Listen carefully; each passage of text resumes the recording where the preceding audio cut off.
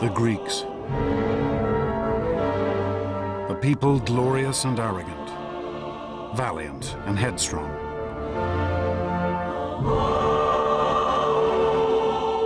These were the men and women who laid the very foundations of Western civilization. Their monuments still recall perhaps the most extraordinary 2 centuries in history. A time which saw the birth of science and politics, philosophy, literature and drama.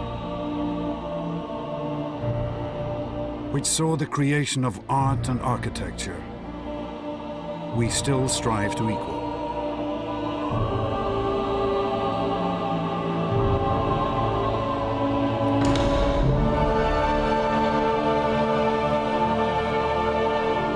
And the Greeks achieved all this against a backdrop of war and conflict.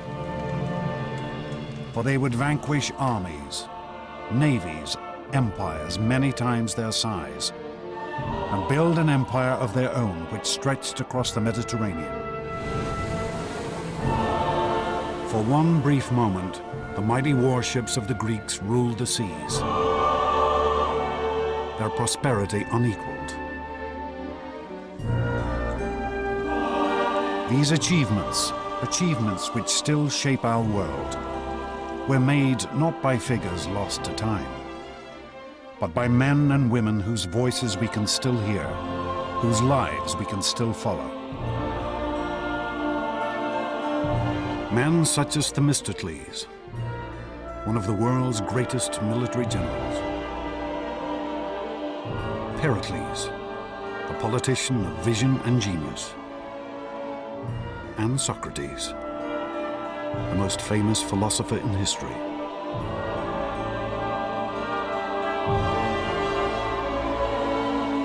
This is the story of these astonishing individuals, of the rise and fall of a civilization that changed the world.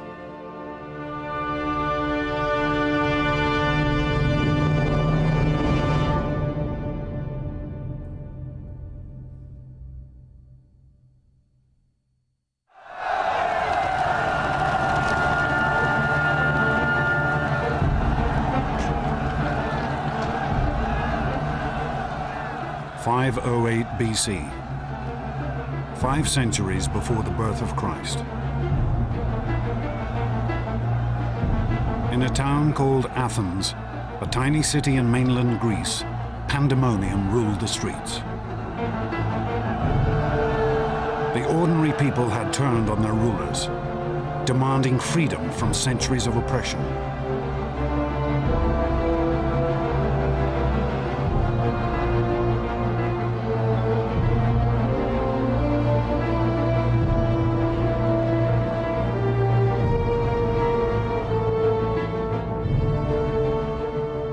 At this moment, one man looked on.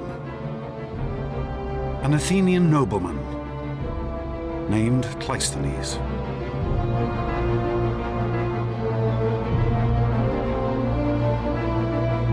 Cleisthenes had been brought up from birth to be a ruler, to look down on these common people with contempt.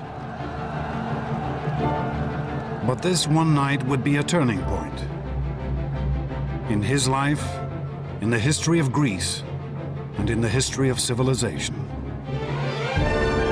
In a flash of inspiration, Cleisthenes would see that these ordinary people should have freedom, a chance to shape their own destiny, to govern themselves. And with this decision, Cleisthenes would set his fellow Greeks on the path to empire.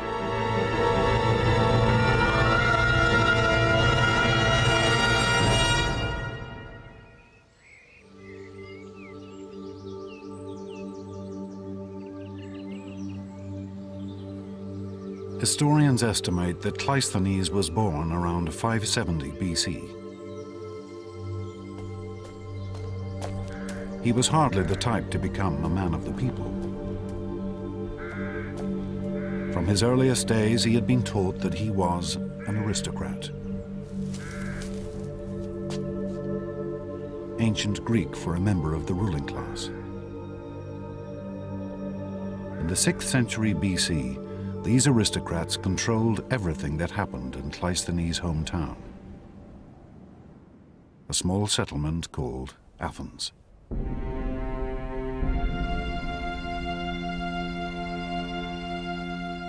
Athens lay in the center of a Mediterranean peninsula which Cleisthenes knew as Hellas, and which we now call Greece.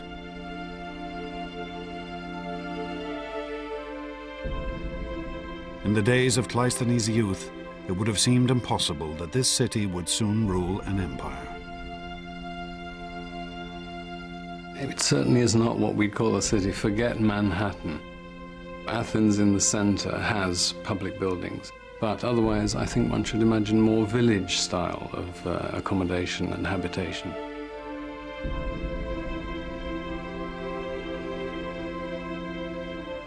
The town was built around the Acropolis, a steep-sided outcrop of bare rock, a stronghold from which the Athenians could fend off the attacks of their neighbors.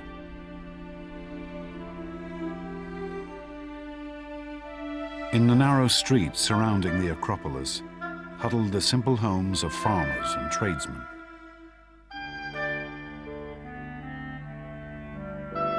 For these Athenians, reading and writing was a rare skill. There was nothing that we might call science or medicine. Life expectancy at birth was less than 15 years. I think the idea that ancient Greek life was nasty, brutish, and short would be entirely accurate. Certainly, life was extremely tough. And this was no society of equals. The common Athenians lived under the rule of the aristocrats. Men such as Cleisthenes' father. Athens was, in a sense, turned against itself. You had one part of the population, the aristocratic elite, holding power at the expense of the rest of the citizen population. For the Greek writer Aristotle, this was a world riven by injustice. The whole country was in the hands of a few people. The hardest and bitterest thing for the masses was their state of serfdom. Not that they weren't discontented with anything else, for to speak generally, they had no part nor share in anything.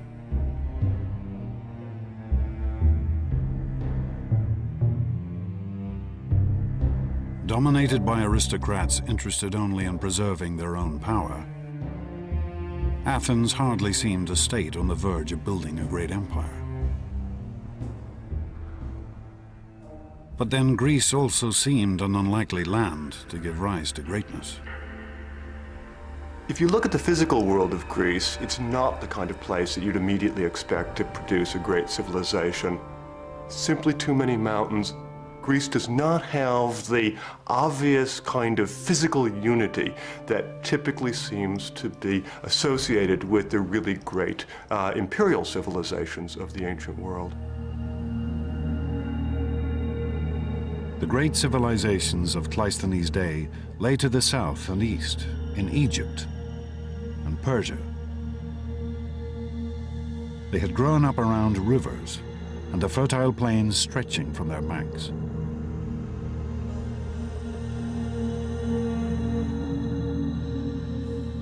But mainland Greece had no great rivers or open plains. This was a landscape riven by mountain ranges. Off her coast lay countless tiny islands. It was impossible for a single ruler to dominate this fragmented world.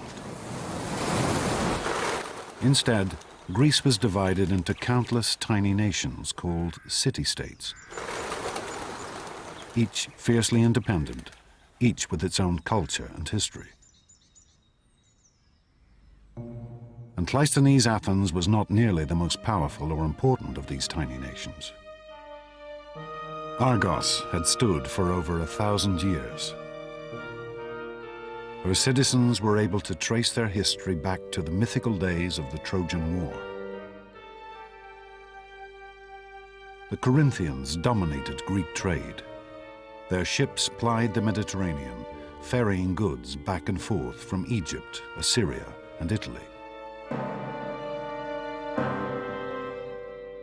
But there was one city-state which had military power, which appeared that it might come to dominate all of Cleisthenes Greece. In the south of Greece, around the reed beds of the river Eurotas, lay the city-state of Sparta.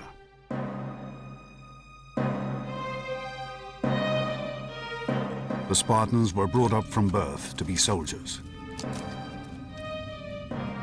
raised in the field, separated from their families, their lives structured around discipline and war.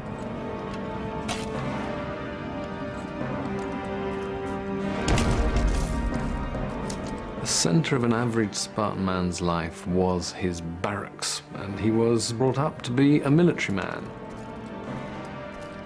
The Spartans lived a life stripped of comforts, with few possessions apart from their weapons, and their cloaks dyed red to conceal their or their victims' blood. Spartans were brought up to put up with anything, and all sorts of stories, the best being of a visiting Sybarite, visiting Sparta, eating the local food, and saying now he understood why the Spartans were so willing to die, because death was as nothing to eating their food. The Spartans were ruthless expansionists. By Cleisthenes' time, they had conquered all of the surrounding regions, more than 4,000 square miles. For the rest of the Greeks, the Spartans were a threat always on the horizon.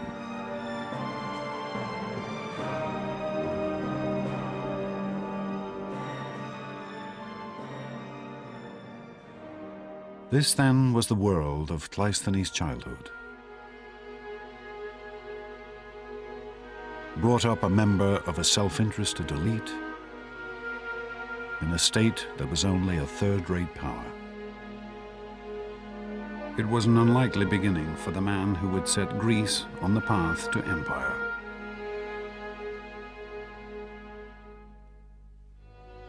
But then Cleisthenes had always been a man fired by a dream. A uniquely Greek vision of the greatness a man could achieve.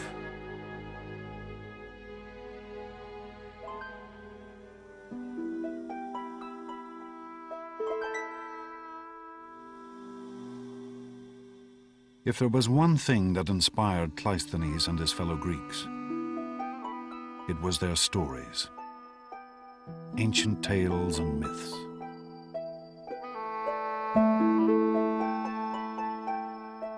The country was continually crisscrossed by hundreds of traveling bards who recited these tales to whoever would pay. These traveling bards would have regularly visited the Athens of Cleisthenes' childhood, and their stories would have influenced and shaped him from his earliest days.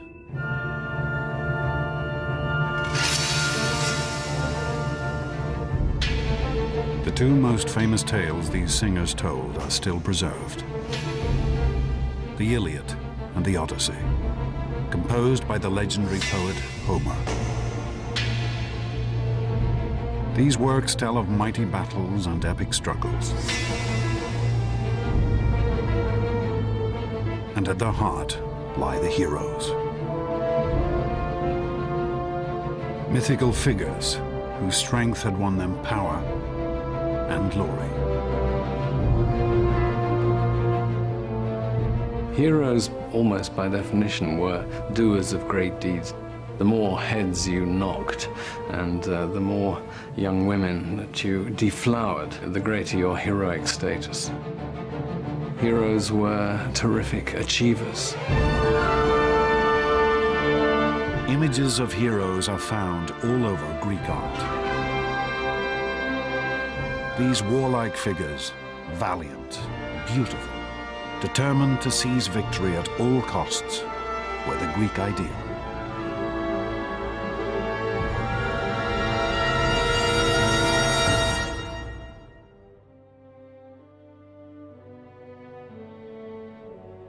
This, the vision of the hero, the ideal of the man of action, was the model that Cleisthenes was brought up to follow.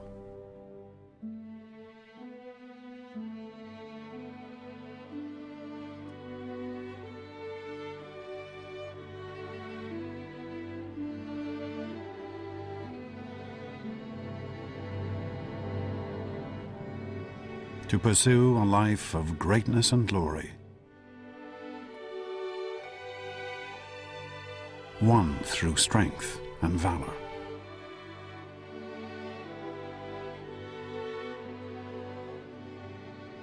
To seize power and victory for himself and himself alone.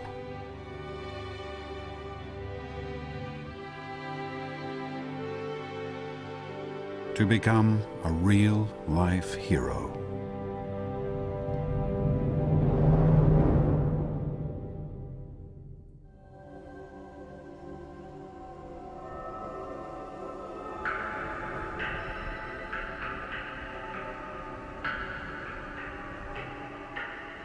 But Cleisthenes was not the only one to take the tales of the mythical heroes to heart.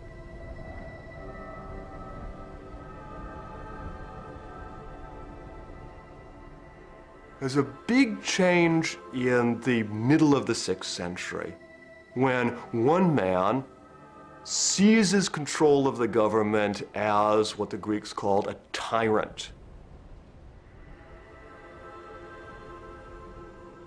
The story of how this tyrant or sole ruler came to power has been preserved by the historian Herodotus. One day, a man of dignified and noble bearing rode into the city of Athens. Beside him stood a tall and beautiful woman. A woman he claimed was the patron goddess of Athens, Athena. This dashing figure demanded that he be given the rule of Athens, for like one of Homer's heroes, he had the protection of a goddess. Surprisingly, he was welcomed by the Athenians as their new ruler, despite the fact that the goddess was simply a particularly tall girl from a neighboring village. And the heroic figure was an ordinary man called Pisistratus, Cleisthenes' own brother-in-law. Pisistratus was, I think, an excellent politician. He was a man, without doubt, with an eye for the main chance. But as he consolidated his rule, it became clear that Pisistratus had far greater ambitions than simply gaining power. Pisistratus was an extremely intelligent man. He clearly understood that if he was going to maintain control of Athens, if he was going to be able to consolidate his rule and pass it on to his sons, which is clearly his ambition, he would have to find allies. Pisistratus took an extraordinary step.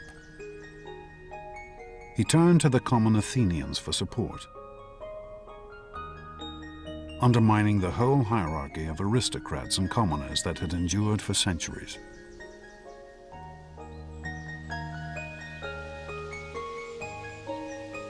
Pisistratus reduced taxes and introduced free loans to allow the people to build up their farms.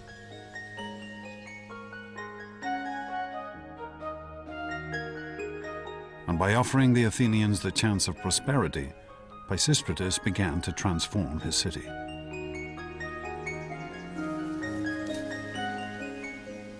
With the rise of Pisistratus, we start to see the success of agrarianism accelerated at Athens. And that's going to be a kernel that's going to grow and grow and grow in the ensuing 2 centuries. And one of the results of that is we see more vines and olives.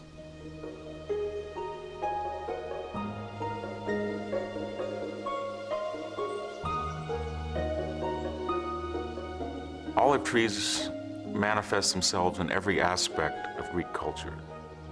Economically, they allow people to have cooking oil, they allow people to eat olives, they allow people to use lubricants, soap, fuel, so it's a very valuable economic commodity.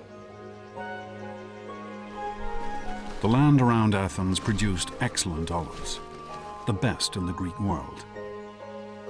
And as production soared, the Athenians found a ready market for this oil.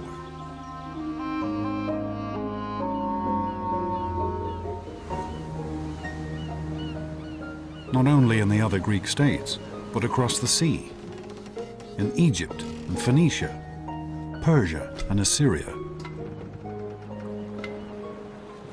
Greece is in the middle of an extraordinary grouping of ancient civilizations. It's bounded on the east by the great Persian Empire, on the south by the age-old civilization of Egypt, on the west, the Etruscans and the Romans.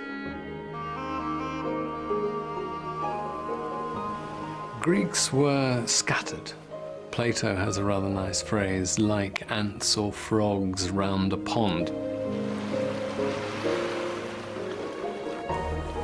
The Eastern Mediterranean was the greatest marketplace of the ancient world. It seemed that everyone had something to sell. Grain from Scythia, salt fish from the Black Sea, wine from the great vineyards of the island of Chios, gold, silver, art and finery from Egypt.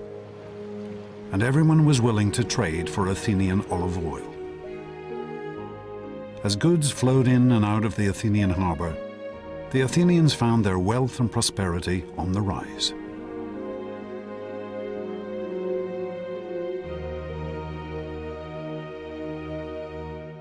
But the most astonishing consequence of Athens' sudden expansion was to be found in the darkest streets of the city. Athens' first great artistic legacy, the vase.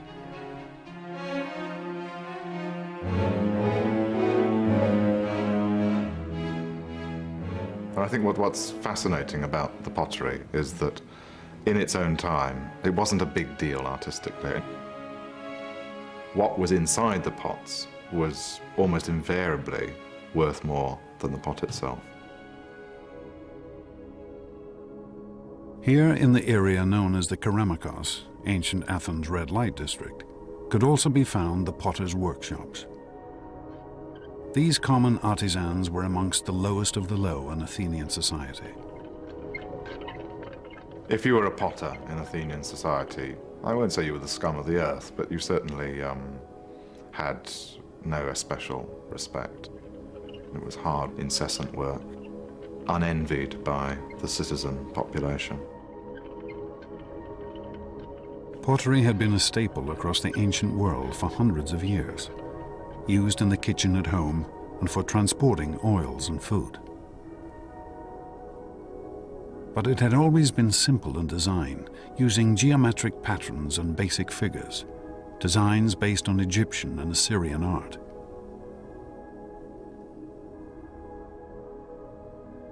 But Athenian potters, as they decorated their work, began to develop a whole new style of painting.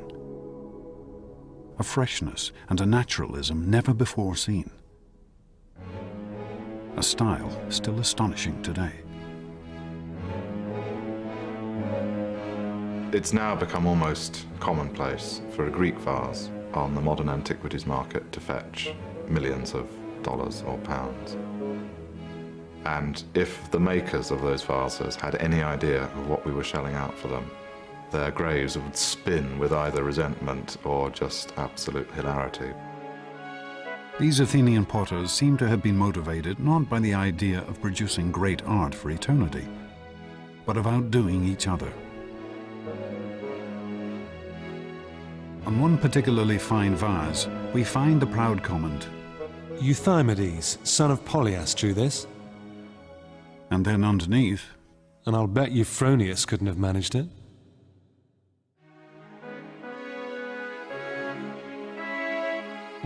for the first time in their history, the ordinary Athenians had tasted freedom, and they had shown their capacity for extraordinary achievement.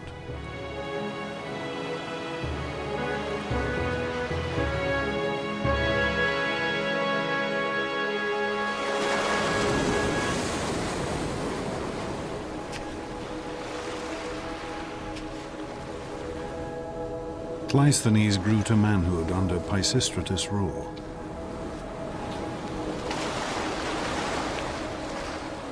And he saw how Athens changed. His home had turned from a modest rural settlement into an international economic power.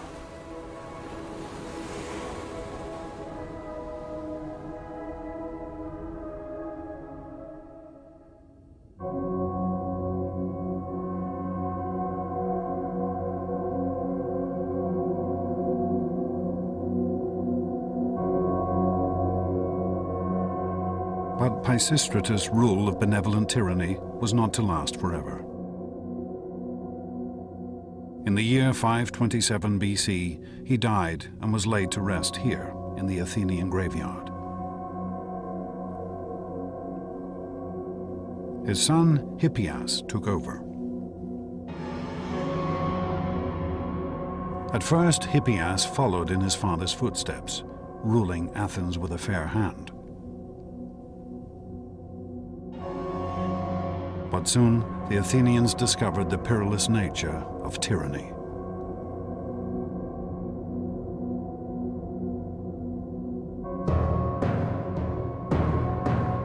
Historians tell us that in the year 514 BC, Hippias' brother was murdered.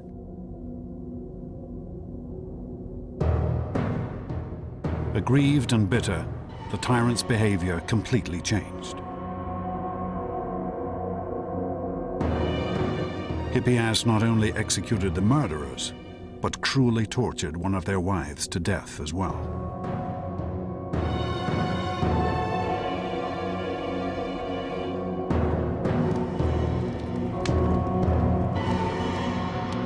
Aristotle described the ruler's slide towards madness. After this, the tyranny became much, much harsher, for Hippias ordered numerous executions and sentences of exile in revenge for his brother. And he became embittered and suspicious of everybody. The freedoms that the common Athenians had gained under Pisistratus were now stripped away. There was now a real tyranny in the modern sense in Athens. Pisistratus had come into power for a cause. His son now had no cause other than self-preservation.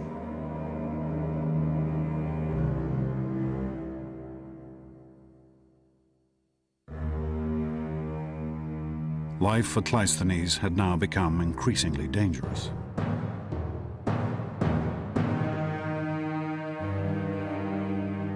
For the paranoid dictator knew that it was from here, from the aristocrats, that the greatest threat to his power could come. And Hippias' fears would be proved right. With the hardening of the attitude of the tyranny, the time now seemed to be ripe.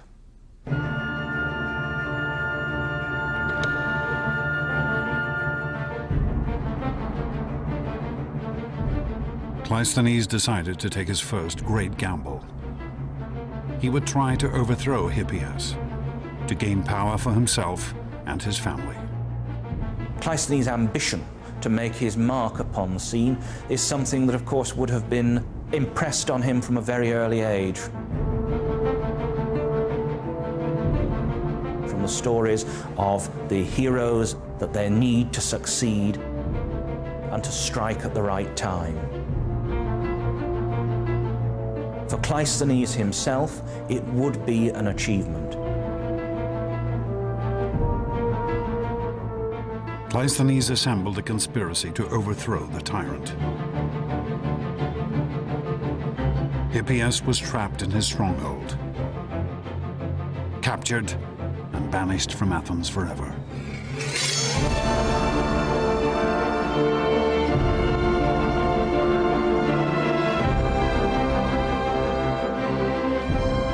The year was 510 BC, and Cleisthenes was now one of the most powerful figures in Athens. He had lived up to the heroic myths he'd been brought up to follow since childhood.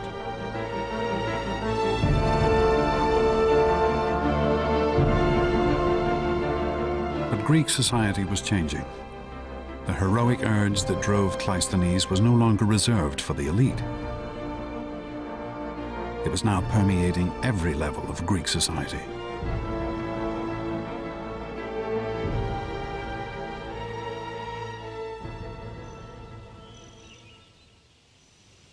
This is Olympia in southern Greece.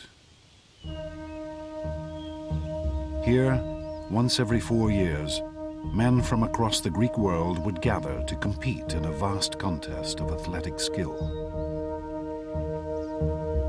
This was the ancestor of the modern Olympic Games.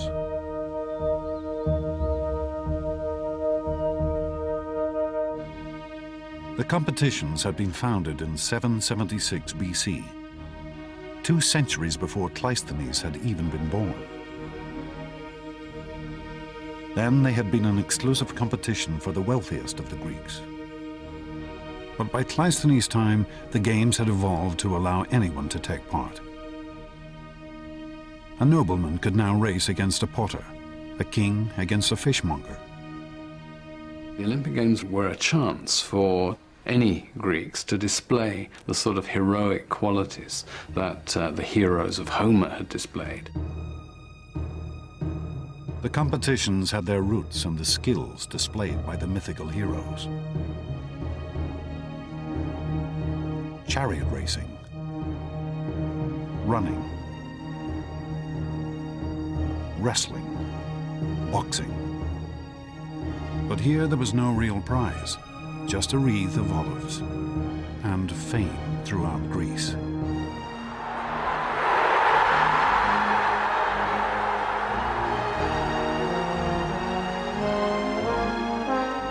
A competitor would be surrounded by the largest gathering of Greeks in peace that he would ever experience. Perhaps as many as 40,000 Greeks would gather for the Olympic Games.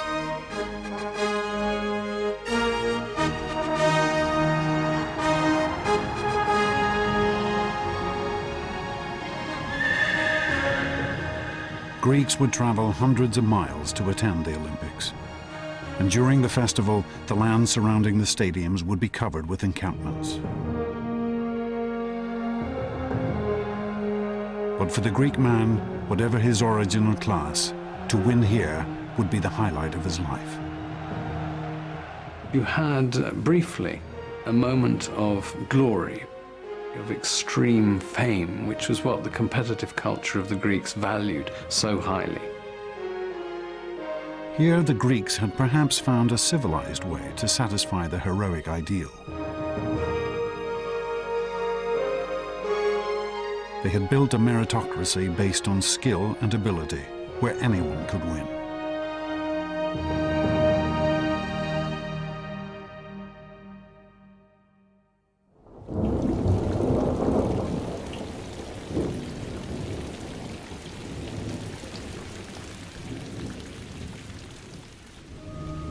But a world where everyone could seize victory could only make Athens even more unstable. As soon as Cleisthenes gained power, he found that others were conspiring against him. Here, heroism still meant one thing: seize power whenever and however you can. The only rule is that you get what you can and that you fight. You have to go in there and show that you can win.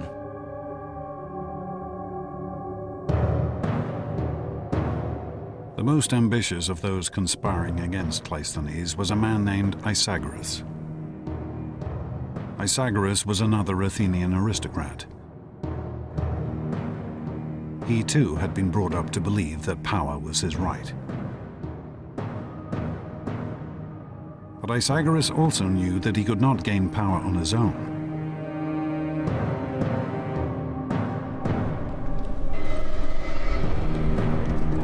Isagoras took an unprecedented step. He turned outside Athens for support. He sent a message to the Spartans, Greece's most feared warriors.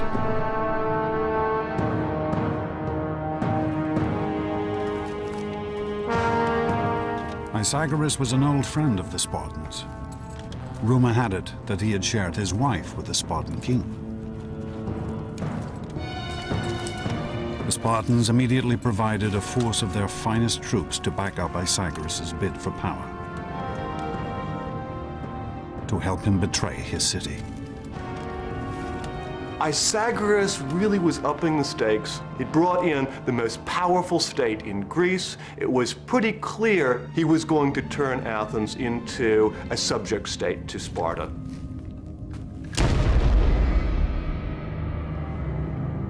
With his Spartan force, Isagoras staged a coup, seizing control of Athens. He and his troops would rule from the high point of the city, the stronghold atop the Acropolis.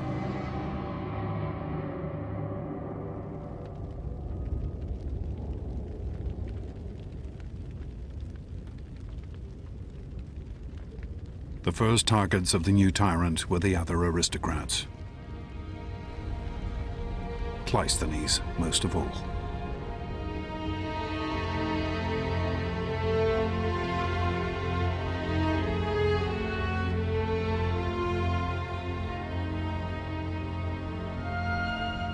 Over 700 households were cast out of Athens, including Cleisthenes and his entire family.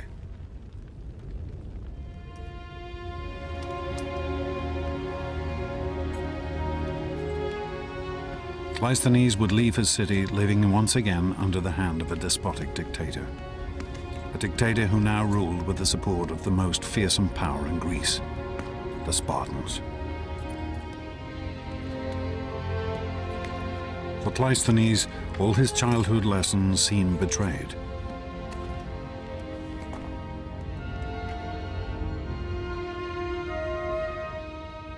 He had been brought up to be an aristocrat and a ruler.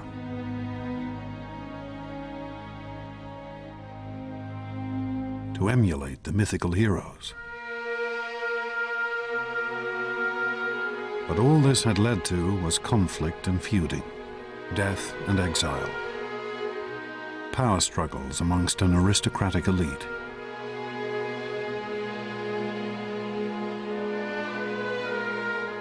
How could Athens ever escape from this pointless cycle of violence?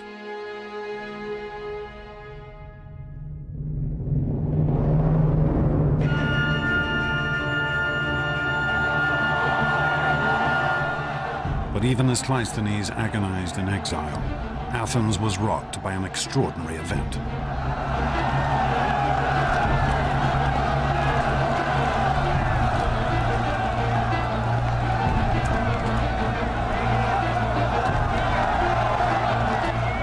Like their mythical heroes, the ordinary people of Athens now took their destiny into their own hands.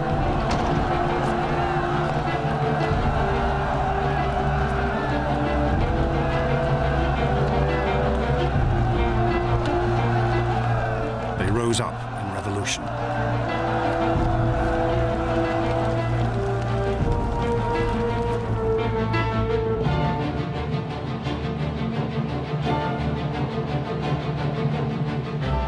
Isagoras and his Spartan allies blockaded themselves atop the Acropolis, the high point of the city. But even there, they could not escape the fury of the common Athenians.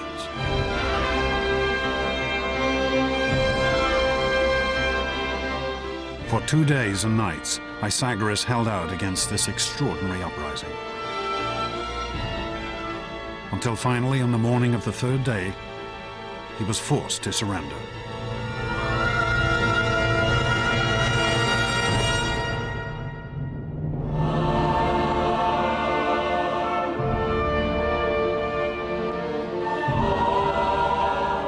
The year was 508 BC. This would be Athens' first step to empire and glory. For the first time in recorded history, the people had turned on their rulers and seized power for themselves.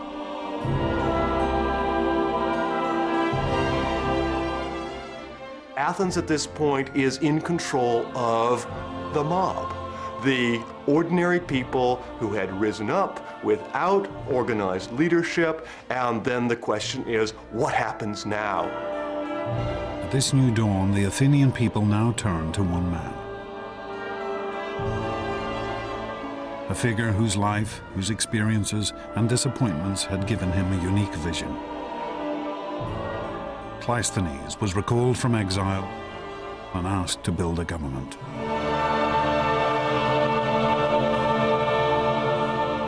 When Cleisthenes returned to Athens after the expulsion of the Spartans, he faced a really remarkable challenge. There was no possibility for just simply putting back in power a group of aristocrats. There was no possibility for him to declare himself tyrant. In a sense, what Cleisthenes had to do is design a revolutionary governmental solution for a revolutionary political situation.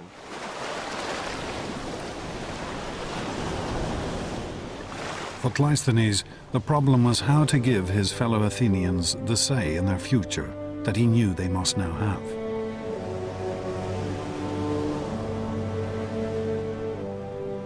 On an Athenian hillside, he had a great meeting place carved out from the bare rock. Here, in the shadow of the Acropolis, the citizens of Athens could now gather to discuss the future of their state.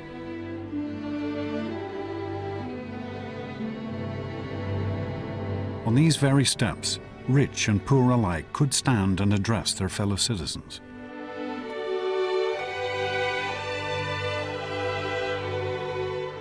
This is the ancestor of the British House of Commons, the American Congress, of parliaments across the world. And where government had once been decided by the strength of a sword arm or the thrust of a sharpened spear, Cleisthenes instituted the simple vote. A white pebble for yes, a black pebble for no. And with this elegant and simple idea, Cleisthenes instituted the rule of the people. A system of government which we now know as democracy.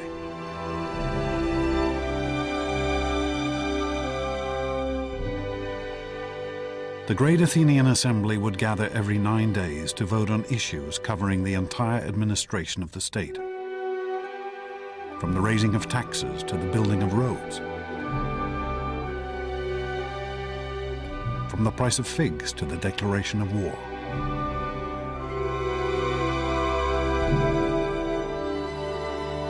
Athenian democracy is a very different sort of democracy from ours. One has a sense, as an Athenian citizen, that you really can make a difference. There is no us and them. There is no government separate from the ordinary Athenian citizen body. They are the government. Democracy represented a sharp break. An originally elitist, heroic culture was now turned on its head, and the idea was that even ordinary Greeks who weren't aristocratic, who were not rich, could be, as it were, heroes in politics.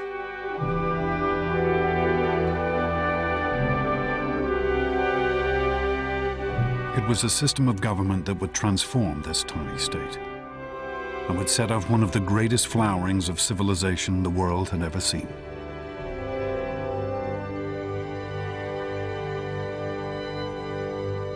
It's not just an accident that you had democracy and you had this tremendous flourishing of culture. I think that democracy really does, in a very real way, unleash, make possible potentials within human societies that are very unlikely to be unleashed, to be made actual in any other way.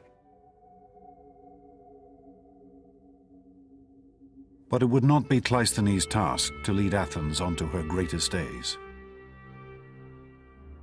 For a new generation of Athenians would take up his legacy.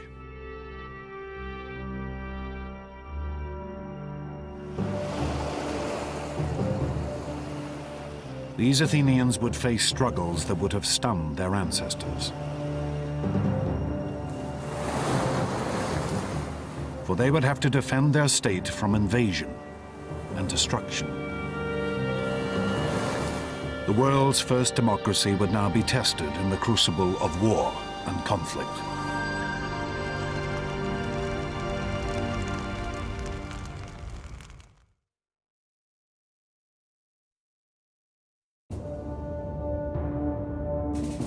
BC, 18 years after the founding of democracy.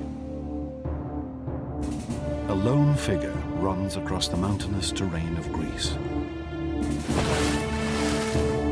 His name is Phidippides, and he is a citizen of Athens. On this day, Phidippides will make one of the most astonishing athletic achievements in history. The inspiration for our modern marathon.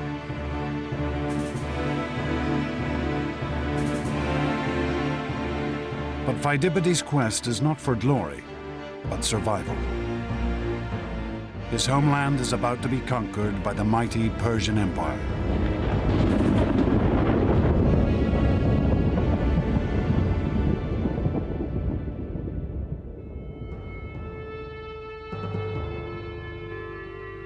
In the early 5th century BC, the Persians were the greatest power on the world stage.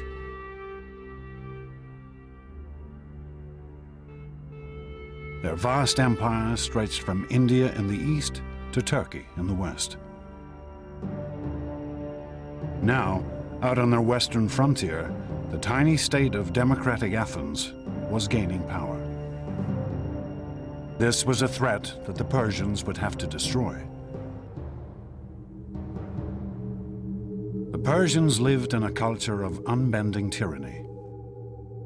At the head of their empire sat Darius, known to the Greeks only as the Great King. Suppliants had to cover their mouths in his presence, just to avoid tainting the air he breathed. For Phidippides and the democratic Athenians, conquest by Darius and the Persians would mean the destruction of their entire way of life. There is a huge cultural difference between the Greeks and the Persians. The Greeks are a people who emphasize freedom. The Persians would put far more emphasis on obedience. It's a struggle between freedom and slavery.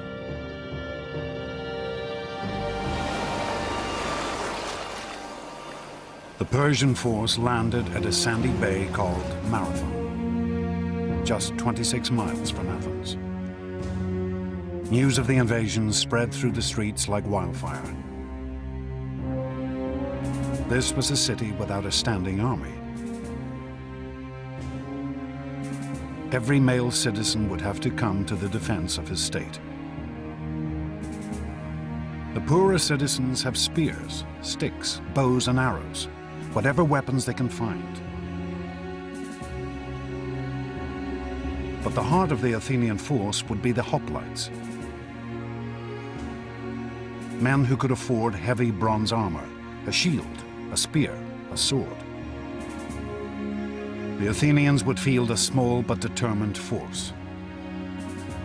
That's probably the first time in the history of the Athenian state that the entire population had been mustered. And for them to field 10,000 hoplites out of a citizenry that might have only been 20 or 30,000, it's a level of involvement that's astounding.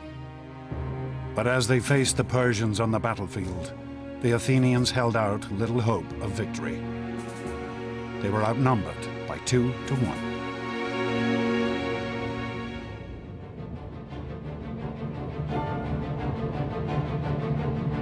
Phidippides' desperate mission was to run for help from one of Athens' local rivals, the Greek state of Sparta.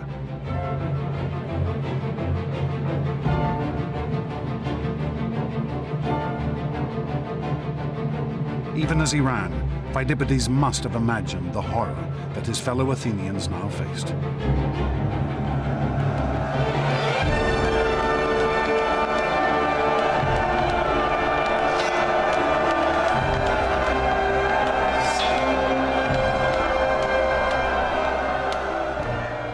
discharging spears from your men in front and your men in behind.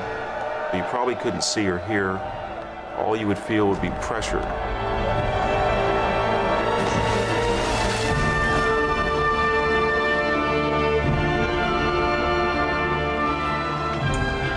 You wouldn't see the sword plunge that took one of your testicles off. You would not see the spear thrust that took your head off. You would have no idea what was going on, just the momentum that carried you ahead.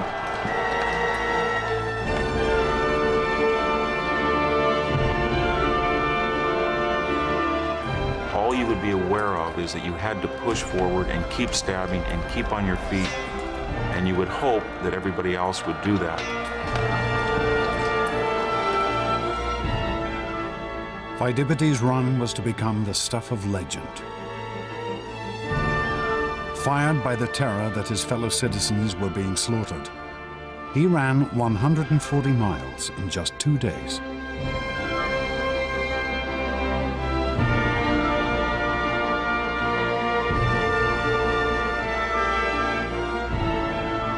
But Pheidippides' quest would end in failure. Help would be refused. He was left only with the knowledge that his fellow Athenians would have to fight alone.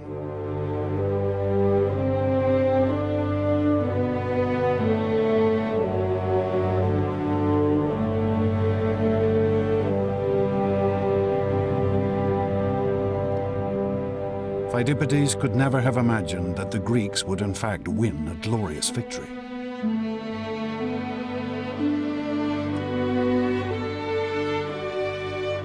The Athenians had rushed at their foe in a headlong charge. And the Persians had scattered in the face of their assault.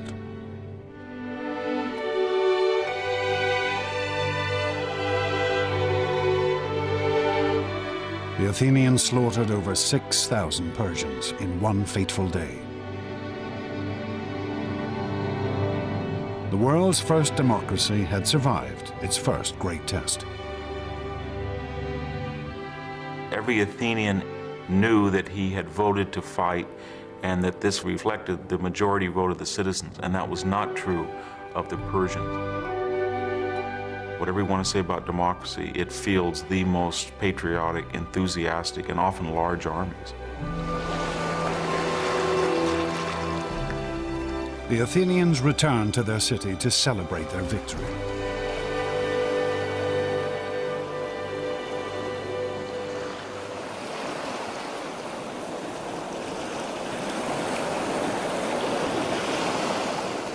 But amongst them was one for whom the war with Persia had only just begun.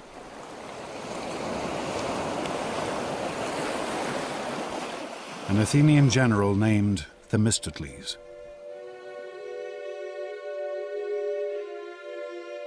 Themistocles had fought on the battlefield at Marathon.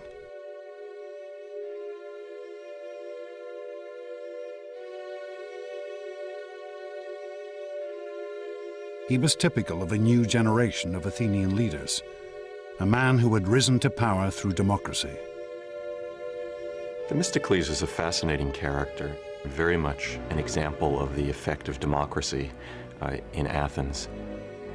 It's relatively clear that he doesn't come from the inner circle of the landed aristocracy that traditionally had ruled in Athens.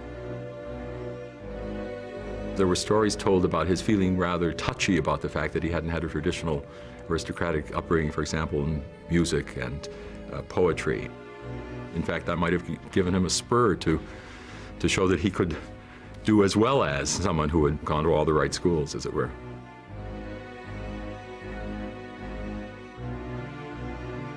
Themistocles' opinion of his common origins was blunt and straightforward. I may not know how to play the lyre or flute, but I do know how to make a city great. Themistocles had learnt the skills of leadership here, the Democratic Assembly of Athens. From this very podium, Themistocles would now show himself to be one of history's greatest leaders. the savior of his city. For Themistocles alone recognized that the Persians might still be a danger, and that next time victory for the Athenians might not prove so easy. Themistocles realized that the Persians, if they came again, it would be in a way that made sure that they weren't going to be defeated by land again. There was no way that the Athenians could rely on traditional hoplite fighting technique. Themistocles began to form a bold new strategy, employing the most advanced weapon of the day, the trireme.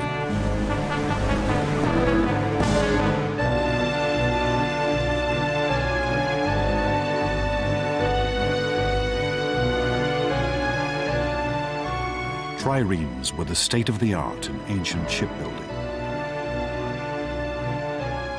Stacking 170 oarsmen on 3 levels, their combination of lightweight and raw power gave them astonishing speed and maneuverability.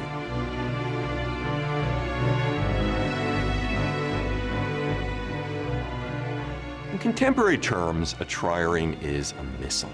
The object of a trireme is to ram the enemy ship. It is a very narrow, very light, very sleek, and very fast weapon. But these triremes were also exceedingly expensive. And Themistocles' vision of a vast Athenian navy might never have come to pass if it had not been for one stroke of luck.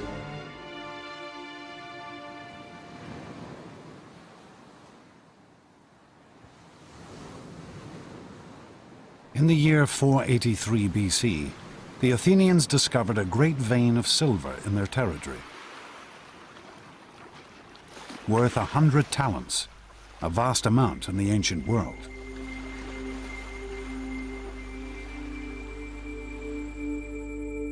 The Athenians wanted to divide these newfound riches among themselves. But then Themistocles stood up in the assembly. He wanted to spend the money on ships. But he also knew that this would be a hard proposal to sell.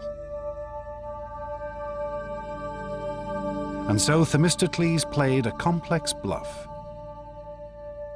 His argument is not that the money should be used to build a fleet against Persia, but rather it should be used to build a fleet against Athens' local rival, the Greek city-state of Aegina. The reason Themistocles does this is that he knew it would simply be too upsetting to remind people of the Persian threat. It's a difficult argument to make and a tribute to his political skill that he's able to do it.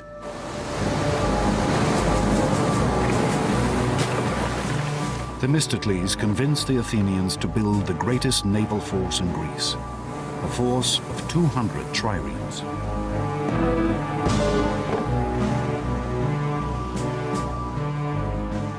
And not a moment too soon.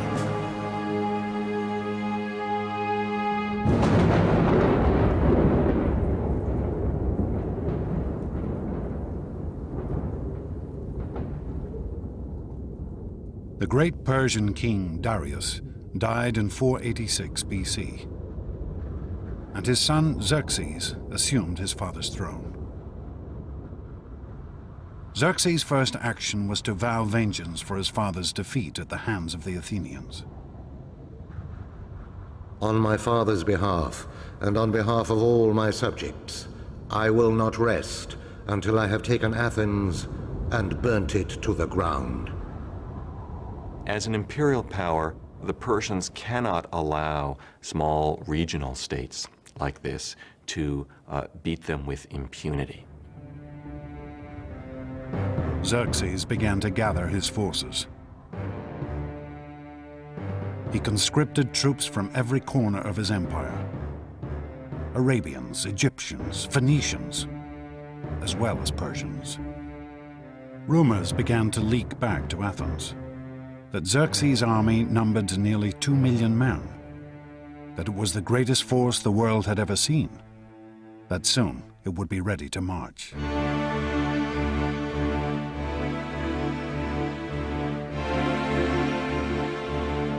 And then finally, in the spring of 480 BC, news reached Athens. The Persian army had set out for Greece.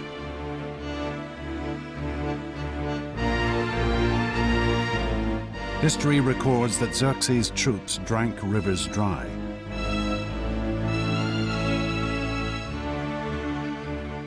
Trampled fields to the raw earth, ravaging the land as they marched on towards Greece. Xerxes was confident of victory. We shall so extend the empire of Persia that its boundaries will be God's own sky, so that the sun will not look on any land that is not ours. When the Greeks realized that the Persians were invading again, terror gripped the whole country. For the Athenians, who knew that they would be Xerxes' first target, it seemed that this could only be the end. As panic gripped the city, they turned desperately to their gods. They sent a messenger to the oracle to find out their fate.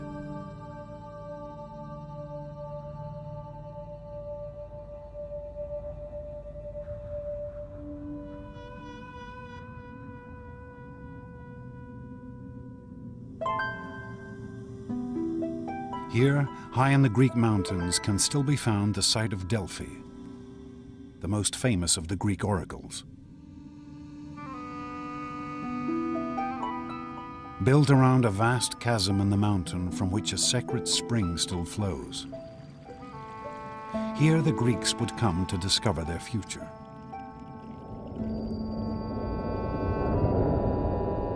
They would ask questions of the Pythia, the mysterious priestess who spoke with the voice of the god Apollo.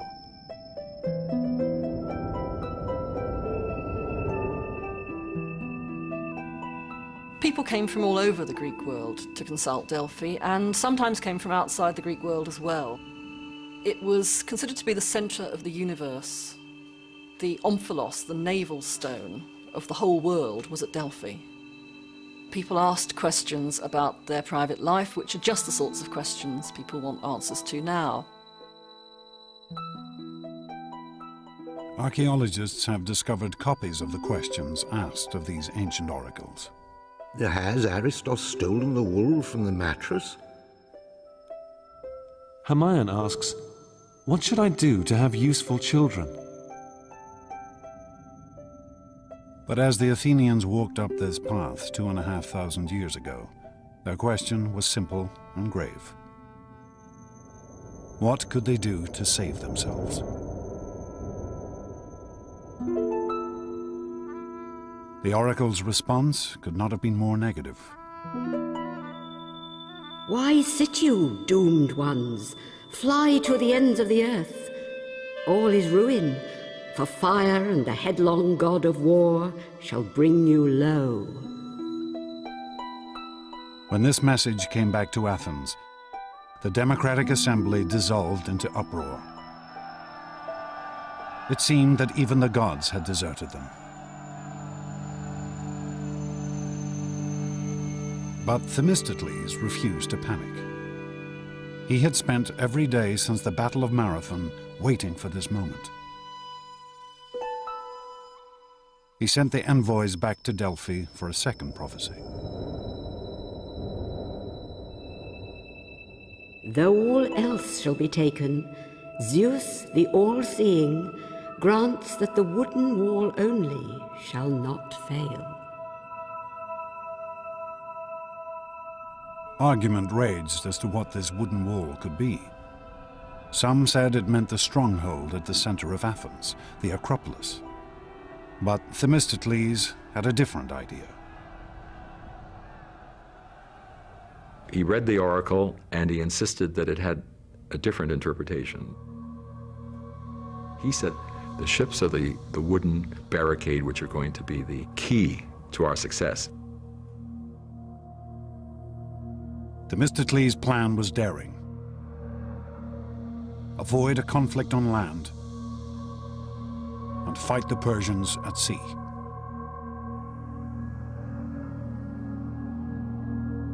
he ordered the evacuation of Athens for the first time in her history. This order for evacuation, carved into a stone tablet for public display, is still preserved, discovered in the back of a Greek coffeehouse. The Athenians shall send their children and wives to the village of Troezen.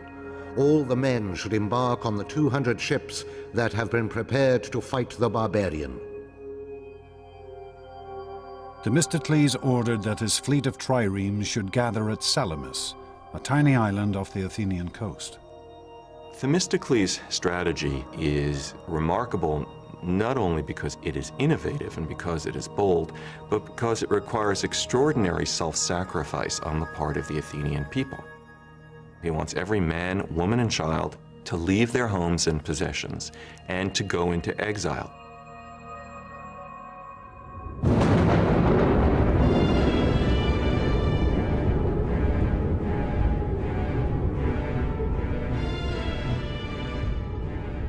With Athens abandoned, Xerxes' mighty force entered the city.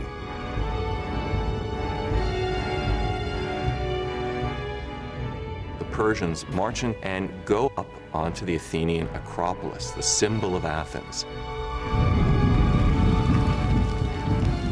And they burn it.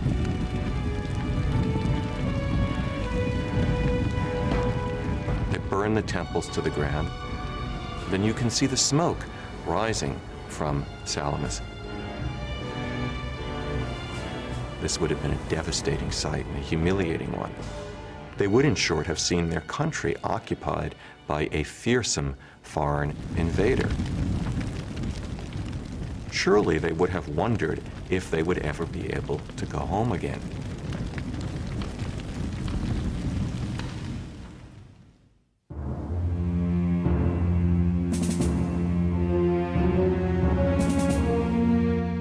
As night fell, Themistocles met the leaders of the other Greek city-states on the island of Salamis. They had also assembled their much smaller fleets here. Their scouts had reported back. The Persians now not only held Athens, but had also gathered a mighty fleet 4 times the size of the Greek forces.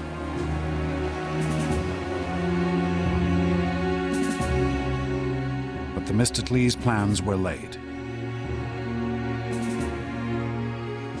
Themistocles sticks to his guns, and his plan is to defeat the Persians at sea. He wants to fight in this narrow body of water between the island of Salamis and the Athenian mainland.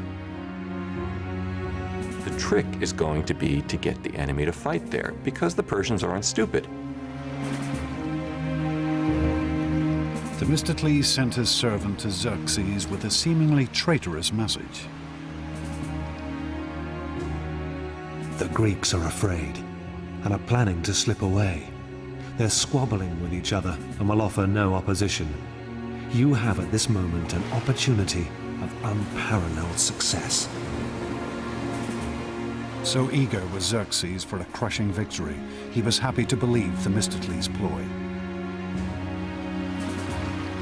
Xerxes marshals his admirals, and they embark, and they spend the night rowing. They send a contingent along the eastern defile, the strait there. They try to block up the straits.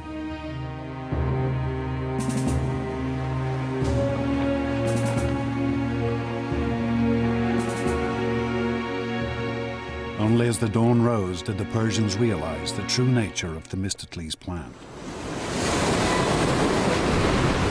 They discovered the Greeks not in disarray, but ranged in a battle line across the narrows in front of them.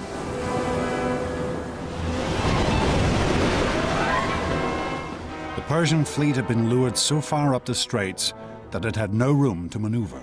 The powerful Greek triremes bore down on them without mercy.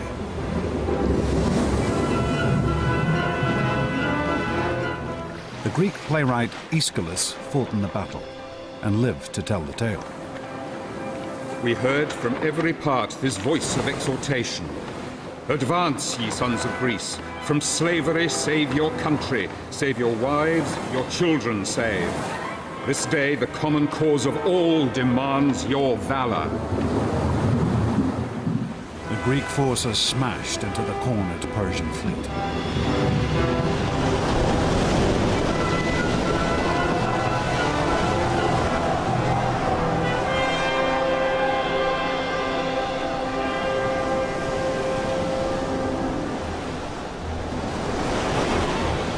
Xerxes himself watched the carnage from his golden throne placed on the shore.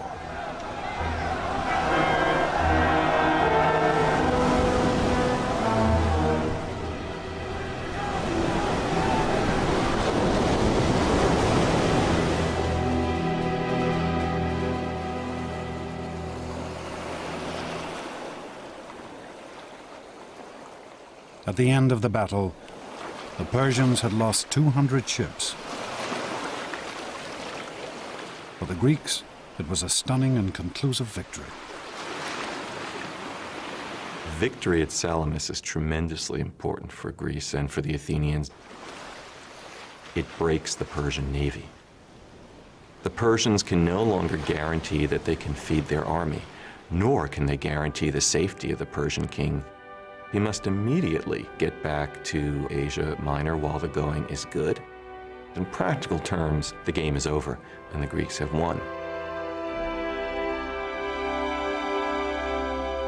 Themistocles' triumph was complete. He had persuaded the Athenians to build a navy.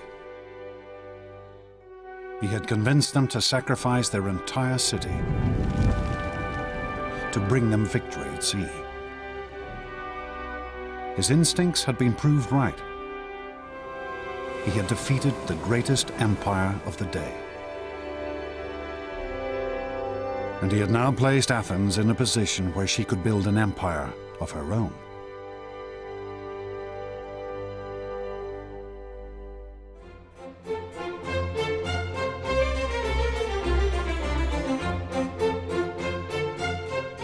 After the years of conflict, this was a new dawn for Athens. The Athenians are going to have naval superiority in the eastern Mediterranean. And that is how great their victory over the Persian fleet is. And this has a momentum of its own. Before you know it, the Athenians are the head of a naval confederacy, and they're on the road to becoming a superpower.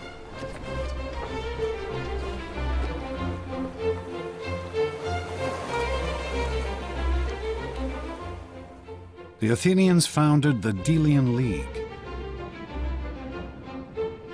an alliance of Greek states designed to keep the Persians in check. Its treasury was located here on the island of Delos, where the ruins still remain.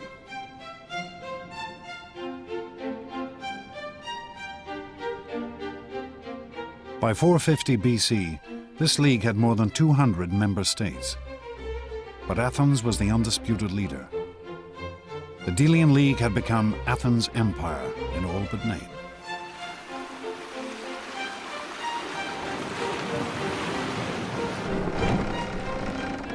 And Athens' naval supremacy also gave her economic power.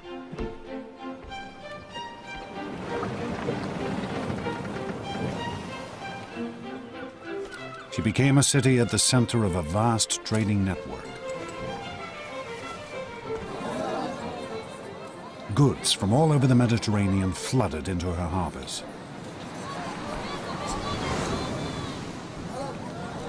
In its heyday, Athens was the big apple, or if you will, the big olive of the eastern Mediterranean.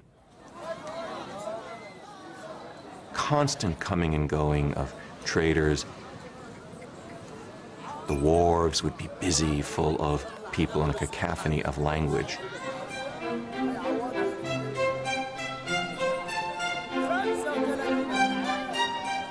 One contemporary author gave an account of the diversity of goods in the Athenian marketplace. From Cyrenia, ox hides. From the Hellespont, mackerel and all kinds of salted fish. Libya provides abundant ivory. Pagasae provides tattooed slaves. Carthage, rugs and many-coloured cushions. The Athenian Empire was unprecedented in the degree of prosperity that came to it because of its role as a center of trade. The Athenians had access to a quality of life that probably no Greek had ever had before.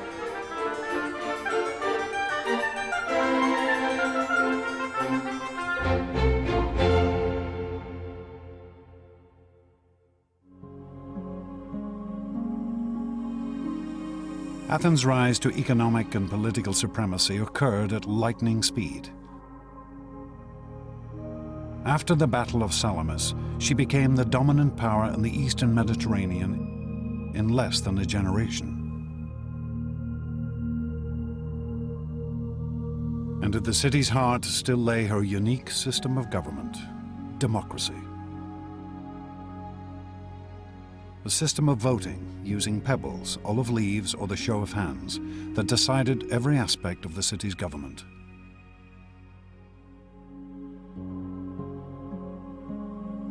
Democracy gave the Athenians a great advantage of unleashing talents, powers, opportunities that other cultures simply cannot match.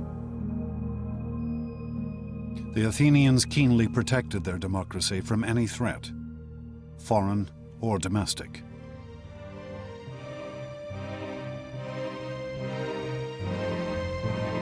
Once a year, each citizen could scratch the name of an individual onto a shard of pottery, known as an ostraca,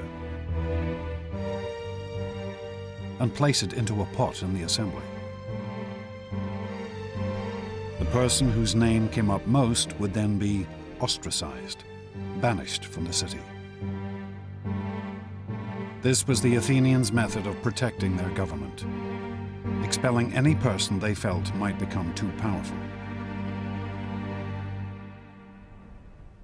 But Athenian democracy could turn on any citizen, even its greatest war hero. Themistocles now found himself under attack. The threat was gone now. His raison d'etre has been taken away. This is something he can't understand. Themistocles reacts, perhaps in an uncharacteristically crude way.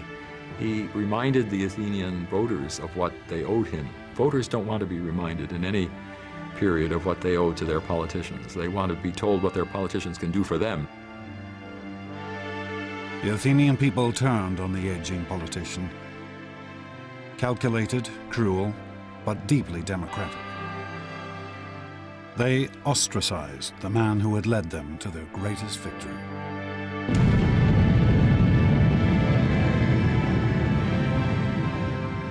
Themistocles was ostracized, I believe, because he was simply regarded as having gotten too big for his boots. Some of the ostraca with Themistocles' name still inscribed upon them have been found, hidden down an ancient well.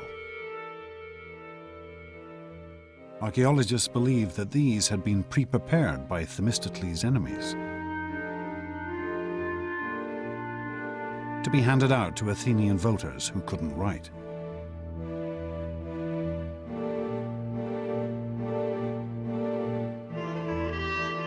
Themistocles never recovered from this humiliation. He was to spend the rest of his years wandering from state to state, finally dying in exile in Persia, the country whose defeat had been his greatest triumph.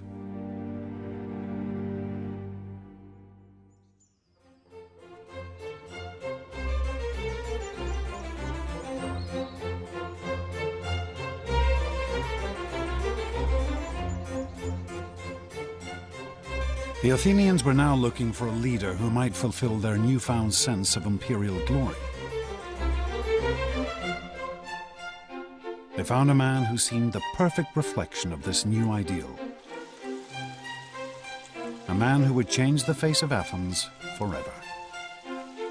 A man named Pericles.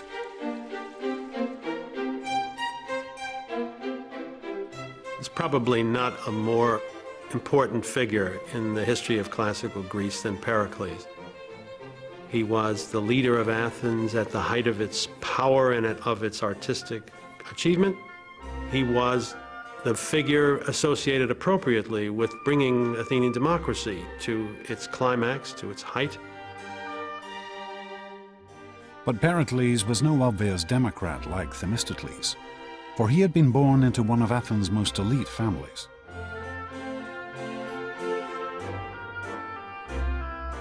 And perhaps because of his aristocratic origins, Pericles knew what the people of Athens now wanted: a city fit to rule an empire. It seems clear that Pericles had in mind to create a city whose greatness would be admired by the people who lived there, by everybody else in the Greek world, well into the future.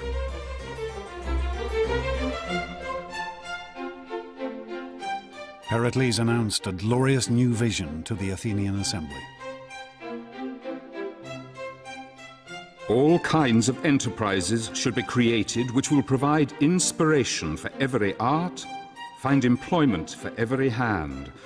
We must devote ourselves to acquiring things that will be the source of everlasting fame. Pericles turned his attention to the Acropolis, the sheer peak in the center of Athens, home of the city's patron goddess, Athena.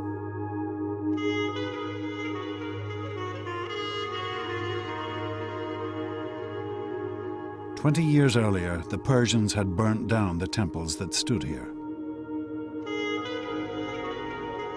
Ever since, the Athenians had left these ruins untouched as a memorial to those killed in the war.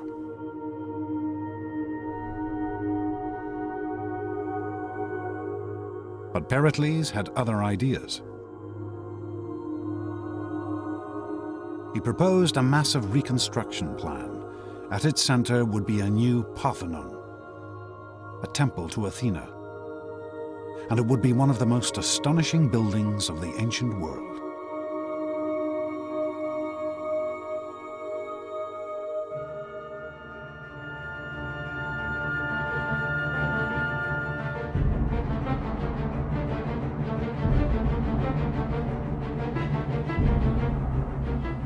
This new construction program was of unprecedented magnitude and expense.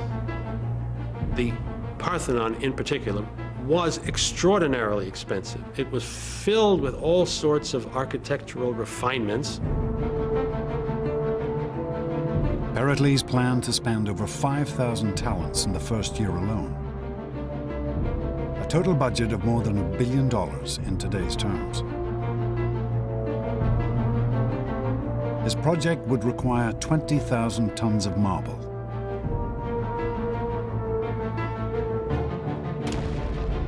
The Athenian quarries at Mount Pentelicus, just outside the city, resounded as hundreds of workmen traced out and carved great blocks of marble from the mountain.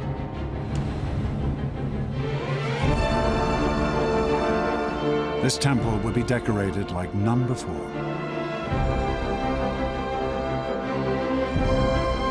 Sculptors and craftsmen were gathered from all over the Greek world. With them stood Pericles, for he treated the building of the Parthenon as his own personal project. He selected architects, he selected the men who designed the plans. Pericles was directly involved in the planning process. Some protested that he was decking out the city like a prostitute. But when the building was completed in only 15 years, his critics were silenced.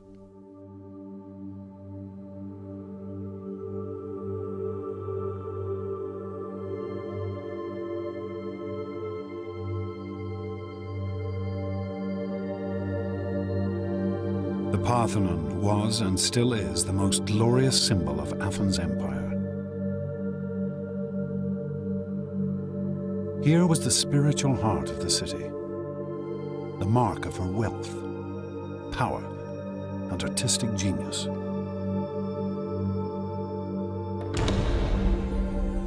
When you first came through the door, you'd have been just stunned.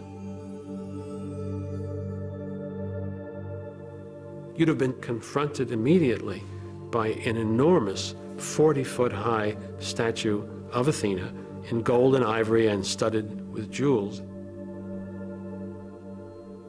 I think the impression of a statue of that size and with that kind of dressing must have been truly overwhelming.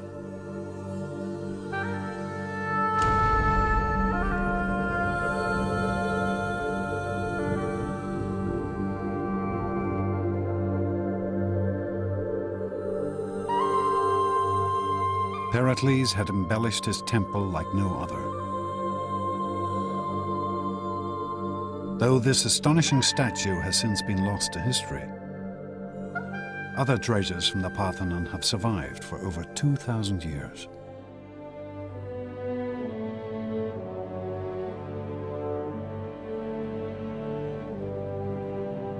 The most famous is the Parthenon frieze,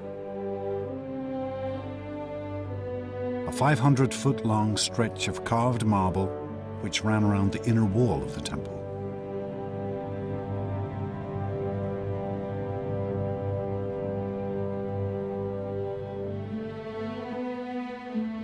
The Parthenon frieze is only 2.5 inches thick at its maximum depth, and yet in this space the sculptors carved rank upon rank of crowded figures, a great procession of Athenians, glorious and elegant. Here Pericles offered his fellow citizens a vision of themselves and their democratic state at the height of their glory. Democracy itself becomes heroized in that monument. It's a very democratic thing that wants to include all those citizens who participated in beating off the first great threat to democracy, which was from the Persians. These are ideals to which you can aspire.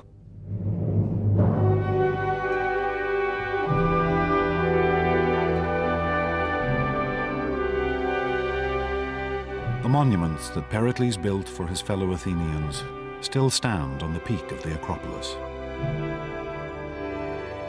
They remain the most striking legacy of classical Athens, an enduring testament to the achievements of the world's first democracy.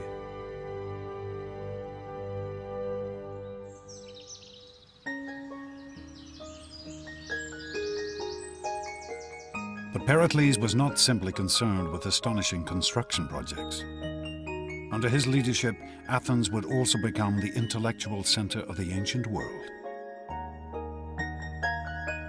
Pericles was remarkable in that he associated with the leading minds of his day in just about every field of endeavor. In these years, Pericles played host to an astonishing generation of individuals. Figures such as Anaxagoras, the first man to realize that the moon was lit by reflected sunlight. He knew Herodotus, the world's first historian, who wrote one of the earliest records of Greek life. And poets and authors such as Aeschylus and Euripides, whose works are still standards of world literature. Pericles was well aware of his city's stature. Our whole city is an education. For our citizens excel all men in versatility, resourcefulness, and brilliance. Even Pericles' partner, a woman named Aspasia, was unique and distinguished. Pericles had divorced his wife and set up home with a foreign woman, a woman whose occupation was hardly to be expected. For Aspasia was what was known as a hetaira, Greek for a companion. Yes, she was, in a technical sense, I guess, a prostitute, but she was more than that, a woman of charm, of style, of intellect. She really was very extraordinary. She had an extraordinary mind.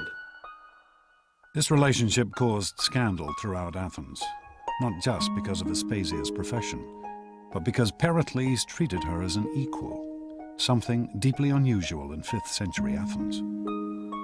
One of the things that created such a stir was that Pericles had her participate in conversations that he had with some of the most important individuals with whom he talked.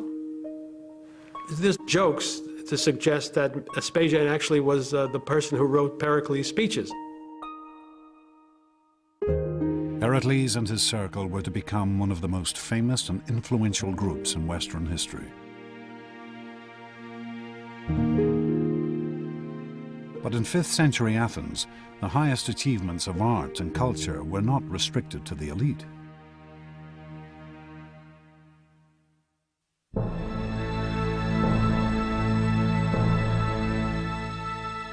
Here in the shadow of the Acropolis sits the world's first theatre. Twice a year, the Athenian population would gather here to watch a great festival, a festival of drama. Television, cinema, theatre, all owe their existence to this place. For here is the home of popular entertainment. There's one huge difference between the ancient theatre and our own, and that is that it was incredibly noisy. We hear stories of how when they didn't like a play, the audience booed and they hissed and they actually got actors driven off the stage. But there's other stories that showed that when they were going with the story and deeply involved in it, they actually all collectively burst into tears. The favourite tales of the Greek stage were called tragedies. These were stories as shocking as a contemporary horror movie. The tragedies told stories of great men falling from their heights, losing everything they owned. Greek tragedy shows human beings, however able, however brilliant, however intelligent, quite unable to alter the destinies which have been decreed for them. These tragedies have fascinated audiences ever since. This 19th century painting shows the story of the mythical ruler Agamemnon, who was murdered by his own wife. Another tragedy told of King Oedipus, who gouged out his eyes when he discovered that he had married his own mother. These Athenians, natives of the greatest city in the ancient world, seemed to revel in seeing how frail greatness could really be. I don't think we can use Greek tragedy to tell us exactly what happened in reality. It's not a document of Athenian social life. But what it does do is take us directly and immediately into the psychological heart of those Athenian men. The kind of dreams and fantasies and fears and imaginary scenarios that they came up with in the theatre have to tell us just as much about them as any document of everyday reality could. Theatres were built in every major Greek city, in Sparta, Corinth, on the island of Delos, here in Delphi. Athens was the heart of a cultural revolution that would spread across the Mediterranean and echo around the world.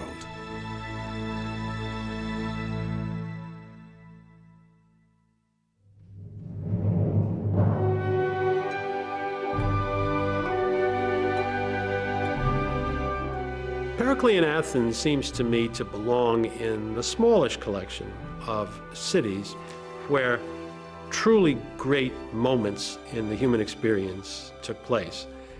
Culture in the broadest sense reaches a peak. But after 20 years of building the cultural capital of the Western world, Pericles and his fellow Athenians would now find that their theatre and their tragedies would hold a bitter sting. It is possible to think of Pericles, indeed I think of him, as a man with a tragic flaw, as the sort of man whose greatest qualities, the ones that make him most admirable and successful, turn out to be the seeds of his own destruction. Pericles began to plan a grand new venture. A venture even more ambitious than the Parthenon. He wanted to make Athens the undisputed leader of the Mediterranean. Little did Pericles know that he would now bring Athens not glory, but death, destruction, and the loss of her empire.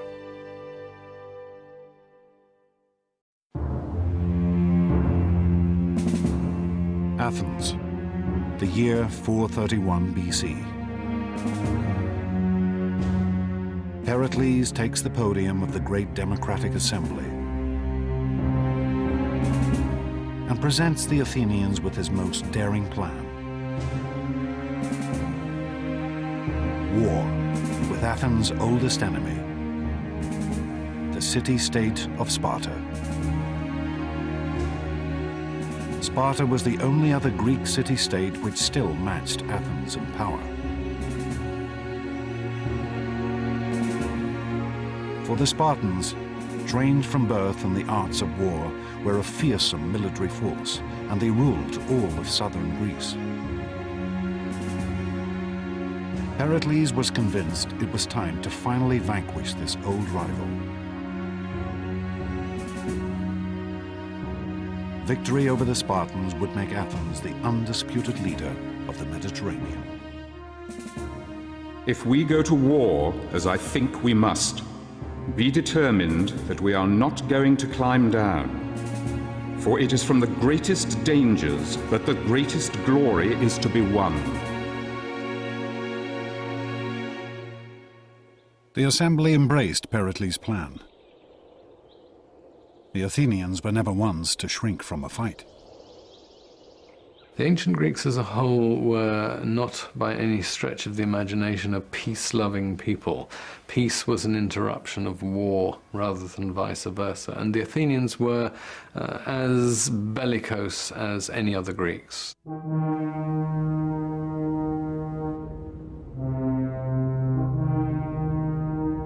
But for all the Athenians' enthusiasm, Pericles knew that this would not be an easy war to win. Athens' power lay in her navy. The Spartan infantry could well defeat her on land. And so he proposed a strategy of unusual complexity and sophistication. Pericles convinced the Athenians to abandon all the land around Athens and to retreat behind the great long walls that stretched down from the city to its harbor at Piraeus.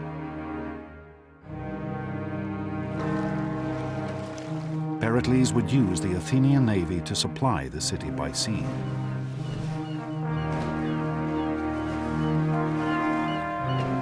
And he would use this same navy to attack and harry the Spartans from the coast, slowly wearing the enemy down until they gave in. It was a strategy based on a set of finely judged assumptions.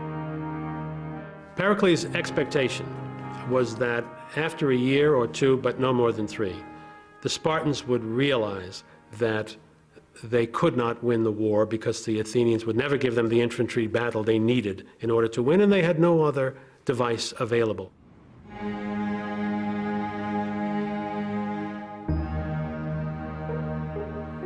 The Athenians crowded behind the city walls. Confident in their vision of imperial power and glory, they assumed that Pericles' strategy could only bring them victory.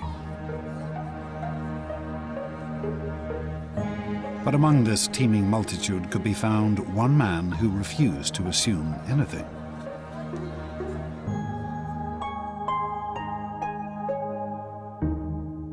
A man unique in Athenian society. A man called Socrates.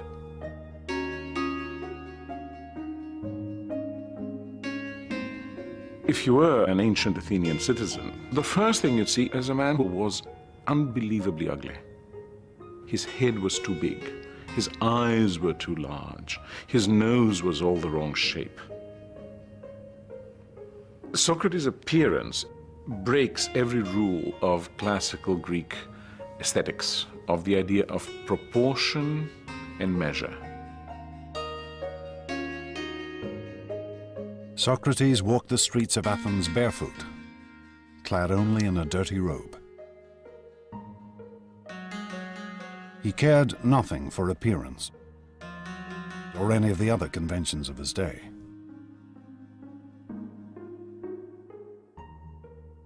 Socrates was interested only in the mind. This unlikely figure would become the leader of a revolution. A revolution in thinking that had been gathering strength across the Greek world.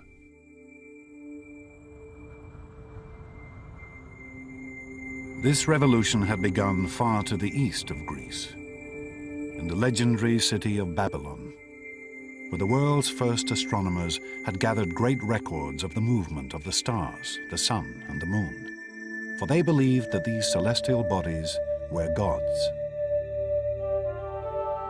This knowledge and study of the heavens had been slowly spreading across the ancient world, until it reached Greek colonies on the coast of what is modern-day Turkey. There, a shattering change occurred. For the Greeks took this astronomical knowledge and transformed it. They took the gods out of the heavens and replaced them with reason. Gradually, the Greeks begin to say, these are not persons. These are things. There's an orderly world which the human mind can actually capture. It is subject to our understanding. These Greeks began to calculate and predict the movement of the moon and stars through mathematics and logic, rather than using gods and spirits to explain everything. It was the birth of science. The first great Greek scientist, a man named Thales, wrote the earliest book on navigation and how to sail using the stars as a guide. And on a journey to Egypt, Thales was the first man to measure the height of the Great Pyramid. Brilliant idea. He stood next to the pyramid until high noon, when his shadow was exactly the same length as his height.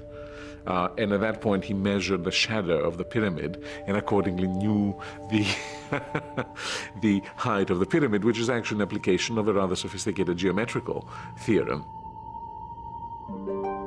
But Socrates was not interested in the stars and the heavens.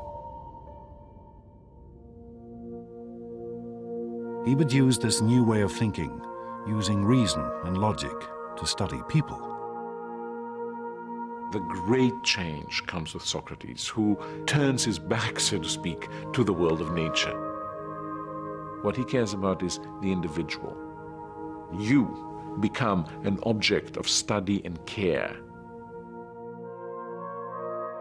Socrates spent his days in conversation, walking the streets of Athens, talking and debating with anyone he met. With over 150,000 people now packed behind Athens' walls, he was in his element. One of the amazing things about Socrates is that he is the first fanatical urban individual. He loves the city.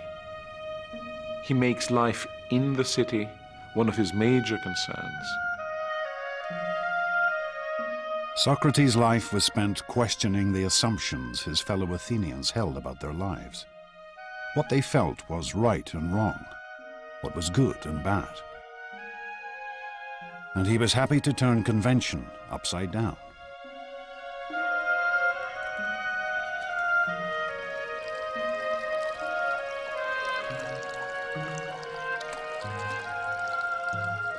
One of Socrates' followers recorded how, at the end of a drunken dinner party, Socrates proved to a fellow guest that he was in fact the better looking of the two. My eyes must be more beautiful because they bulge out, and therefore I can see better. And by the same account, my nose is more beautiful because my nostrils flare out, and so I can therefore gather in more smells. This is typical Socrates, using reason and logic to examine the world anew. Socrates says you must make every decision based on your own understanding of what is good and what is not good, what is right and what is wrong. For Socrates, this freedom of thought was paramount, even if it meant upsetting the whole notion of a beautiful nose. I tell you, let no day pass without discussing all the things about which you hear me talking. A life without this sort of examination is not worth living.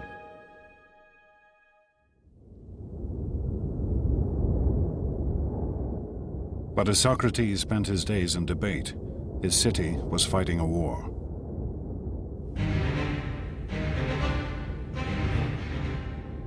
The Spartans invaded Athenian territory and set about burning all the farmland around the city. The Athenians became increasingly anxious. They could only watch from the city walls as their fields and crops were destroyed. But such was Pericles' reputation, he managed to convince the Athenians to stick with his plan. The city could rely on her fleet and shipments from overseas to survive. Little did Pericles know that this fleet now carried an even greater threat.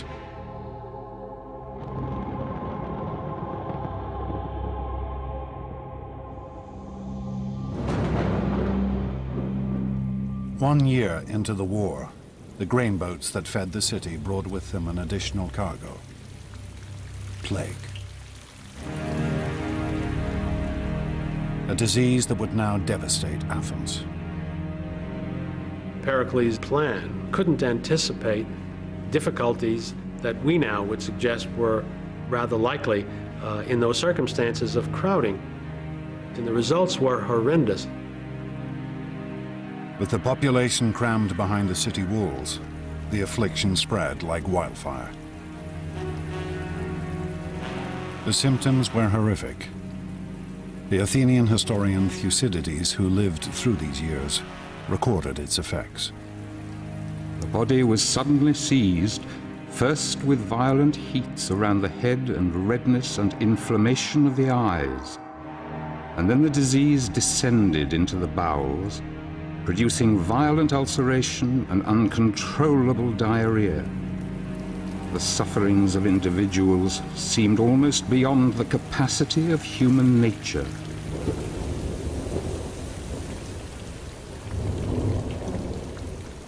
Sufferers, racked with fever and overcome with unquenchable thirst, would crawl into the city cisterns and water mains to die.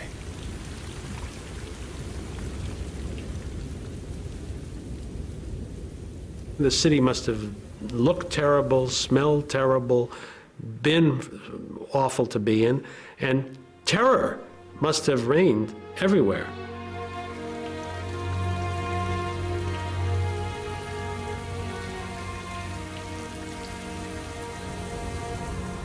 The plague would kill over a third of Athens' population. And then it struck the city's figurehead, Pericles.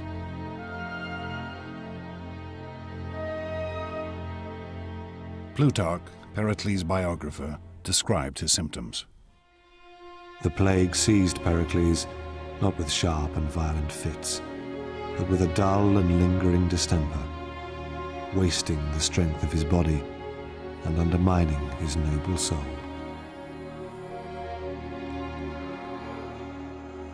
By the end, the patrician hero of the city was reduced to relying on potions and magic in an attempt to cure himself.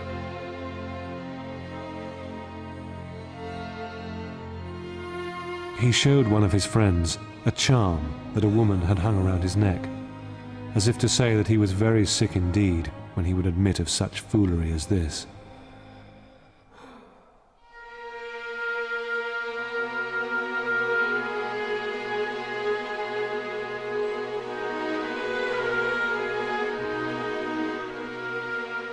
Finally, after 6 months of lingering illness, Pericles died in 429 BC.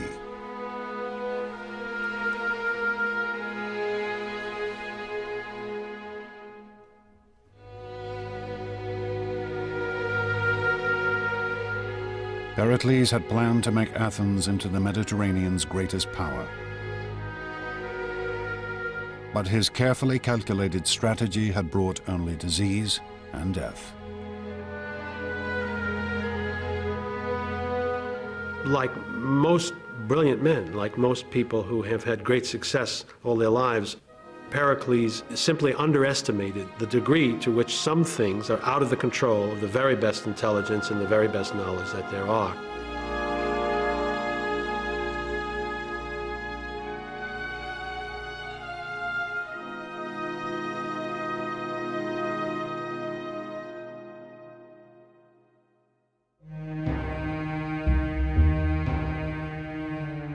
Pericles' death would have far-reaching consequences.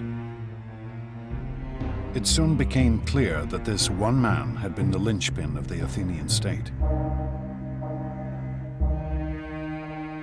Without a single strong leader, countless figures now scrambled for the top position. And they were happy to do anything the people wanted, if it gave them power. For Pausanias, the effects were swift and dramatic. Pericles' successors, who now wanted to occupy the top position, simply followed the prejudices and passions of the masses in order to gain support.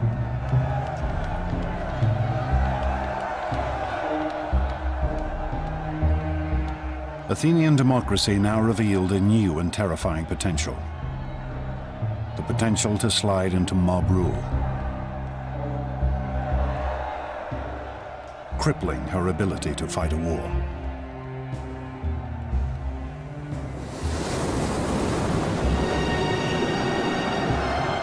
As the conflict raged on, an Athenian naval force won a skirmish with the Spartans in rough and storm-tossed seas.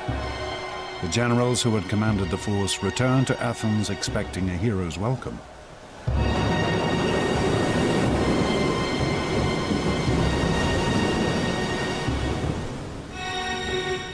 Instead, they were thrown into prison.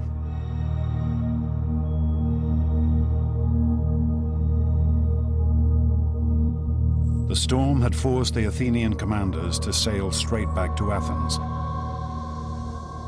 without picking up any of their soldiers who had fallen overboard during the battle. Rabble-rousing speakers had convinced the assembly that this failure to rescue the men was a crime so appalling that all the generals should be summarily tried and executed.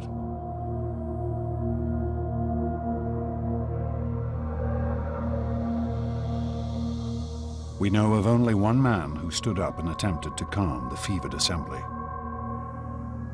Socrates.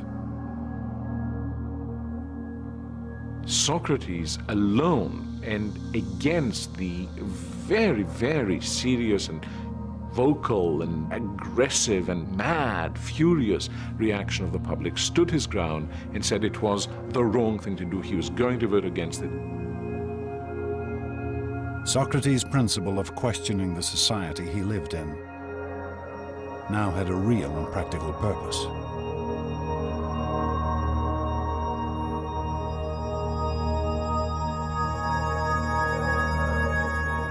But in the end, Socrates was only one voice amongst the multitude, and he could not sway the assembly. The generals were condemned to death by drinking poisonous hemlock.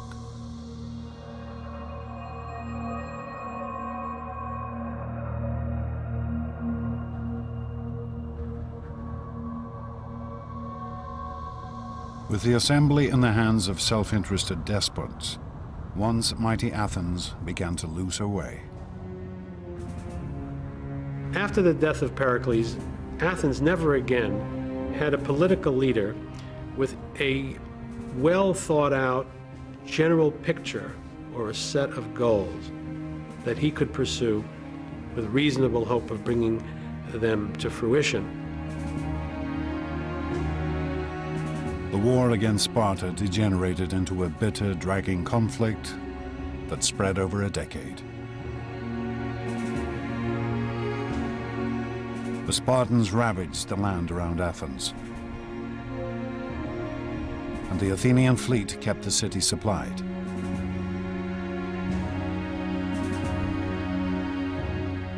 Neither side was able to defeat the other.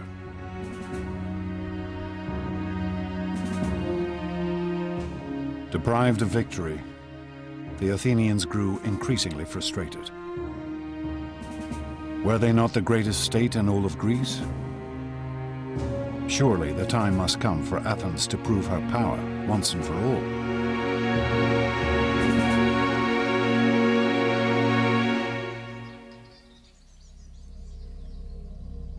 Then, in the year 416 BC, a daring proposal was put before the assembly. A small Greek colony on the island of Sicily had asked for protection. Protection from a neighbor allied with Sparta. Why should the Athenians not come to their aid, humiliate their Spartan adversary, and perhaps conquer all of Sicily at the same time? As one Athenian addressed the assembly, "This is the way we won our empire, and this is the way all empires have been won. Let us set out on this expedition, for it will destroy the arrogance of the Spartans, and at the same time we shall become rulers of all Greece."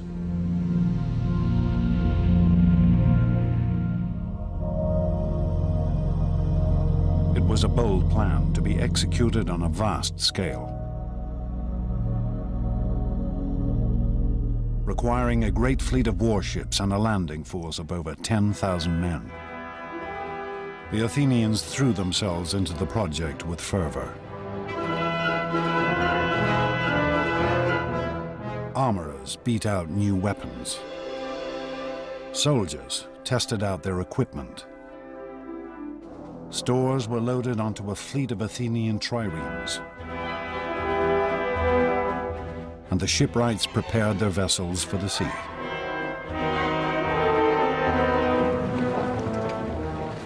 Then, to great fanfare, the mighty invasion force set out for Sicily.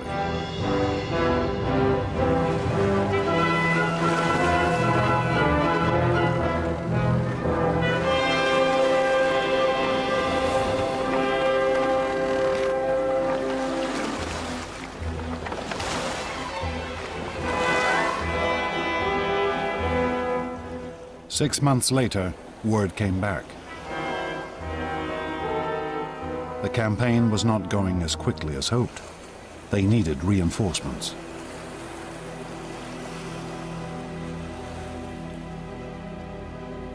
And then, nothing. No news at all.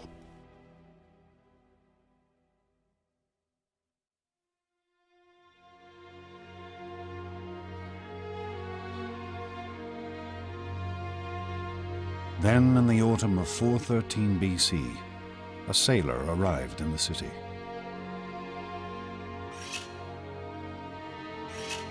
A man who needed a haircut. And as he talked to his barber, he told an appalling tale of a vast and terrible slaughter.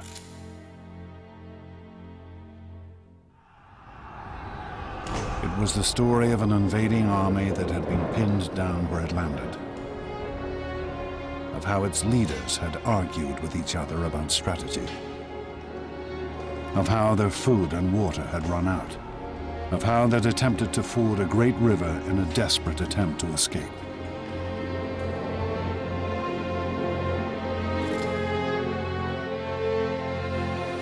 They rushed into it, all discipline lost and every man wanting to cross first. They fell over each other and trod each other underfoot, and they drank thirstily. The water was foul, but still they went on drinking, mud, blood and all, the dead lying thick in the riverbed.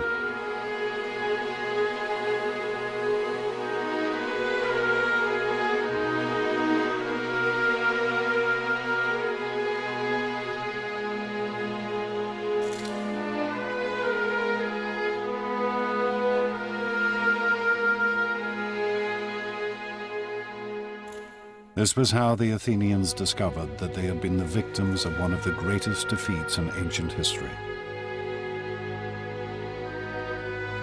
Over 50,000 men had been killed or taken prisoner.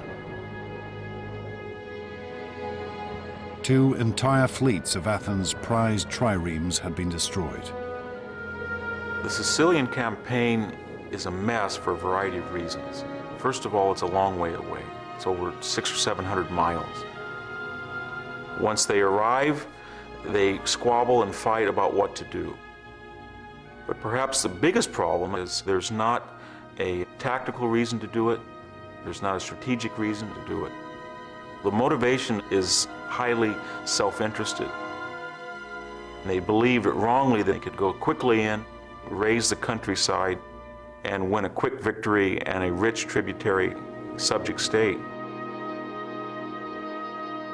The Athenians, entranced by a vision of imperial glory, had in fact engaged in a pointless and vain campaign.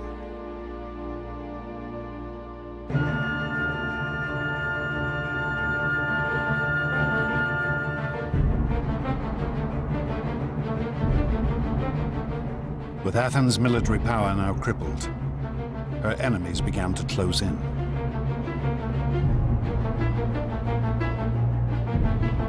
The Persians, whom the Athenians had humiliated 50 years before, now saw the ideal opportunity for revenge. They approached the Spartans with the offer of help. The Persians have been watching this carefully, and they decide to intervene and subsidize the Spartans, and that subsidy is in the form of manpower for rowing and fleet construction. Where previously the Spartans had never been a naval nation, now they had a fleet, paid for with Persian gold.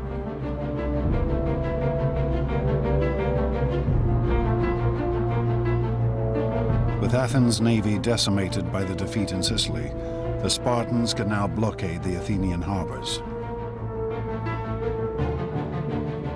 The great grain convoys from Egypt and the colonies could no longer get through.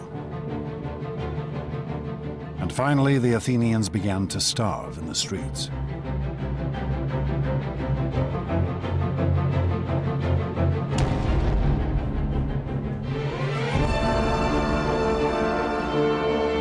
The people turned to their patron goddess, Athena. At the height of Athens' glory only 30 years before, Pericles had honored her with the most glorious temple ever seen.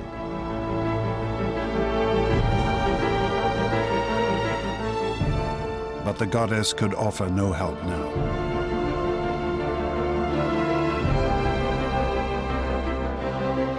Athens, once so sure of her preeminence in the Greek world, was now home to a population ravaged by plague and war, besieged and starving.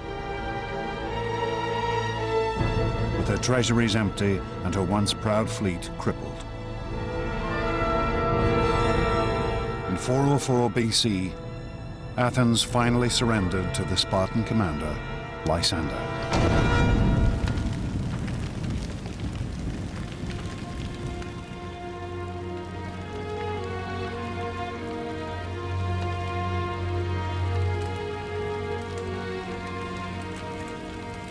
The Spartans' terms were heavy.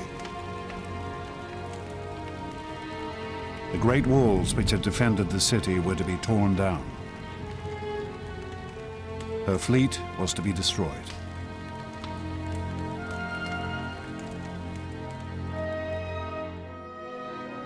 We had this wonderful scene of Lysander sailing into the Piraeus and dismantling the Athenian fleet. That's important because the destruction is symbolically a destruction of the Athenian Empire.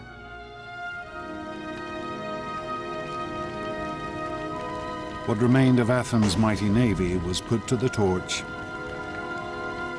with only 12 ships allowed to remain. No longer would she rule the Mediterranean.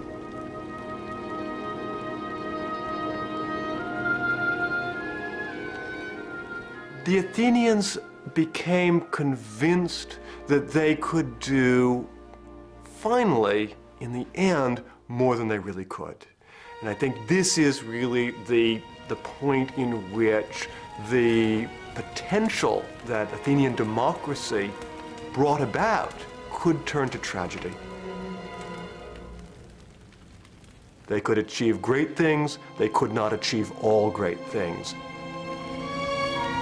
But it would still take one more act of vanity and violence before the Athenians could redeem themselves. And their city could be reborn.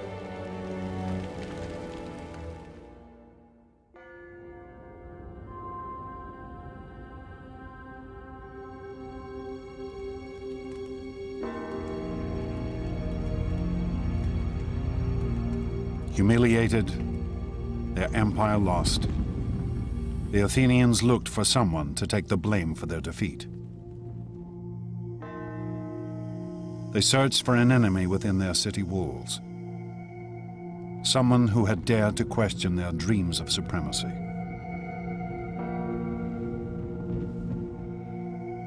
They searched for Socrates. Socrates was a critic.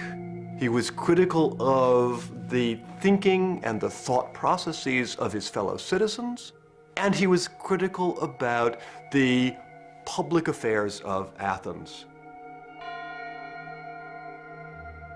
For over 50 years, Socrates had been publicly questioning and attacking the traditions of Athenian life. And around him he had gathered a group of youthful followers. Surely this must have weakened the city's moral character, undermined her hunger for glory.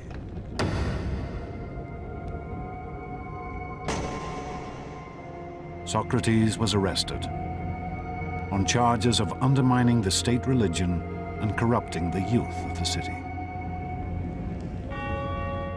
I am quite sure that especially in a relatively small society like Athens, someone who is constantly questioning the principles by which the society has traditionally governed itself will be perceived as a very major danger by at least some people in society. You can easily see that a few hundred people might want him out, and they did. The Athenians would now put to trial the one man who dared to question the way they lived their lives.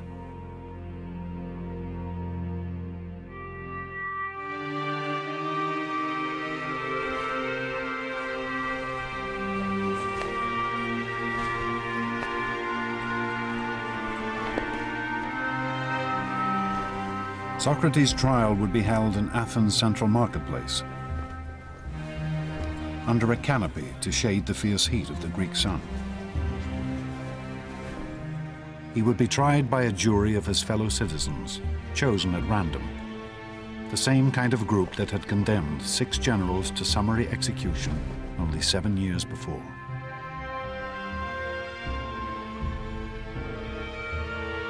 Socrates would be given only a limited time to defend himself, for all speeches in the Athenian courts were timed by a water clock,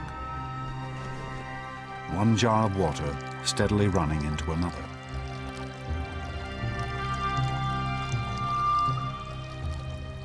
But Socrates shows no fear in the face of his accusers. In fact, he is positively stubborn.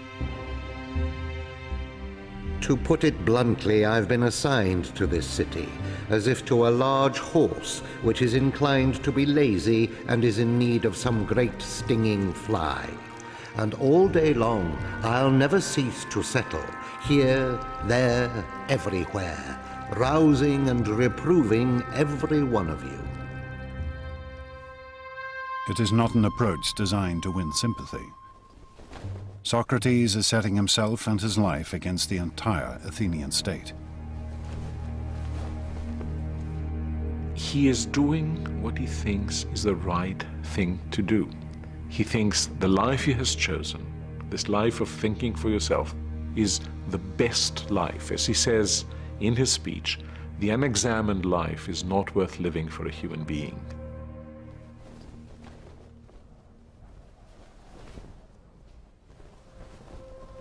If Socrates had simply apologized to the court, he might well have been acquitted. But instead, he demands free dinners for life, for all the work he has done. I can just imagine what that jury and the audience of that trial must have thought at the time. They must have been absolutely speechless. When the final vote came, the verdict could hardly have been a surprise.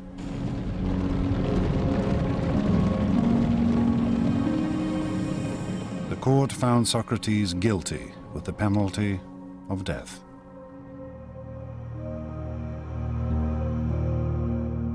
But Socrates reacted with calm and serenity.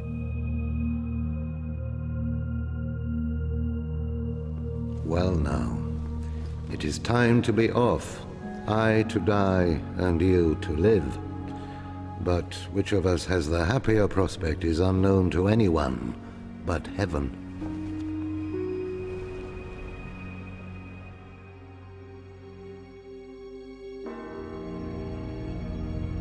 Socrates was taken from the court to Athens prison.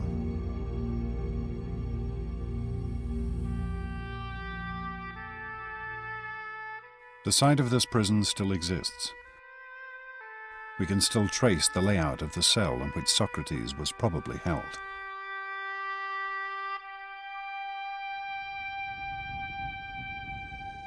And we still have accounts of Socrates' last days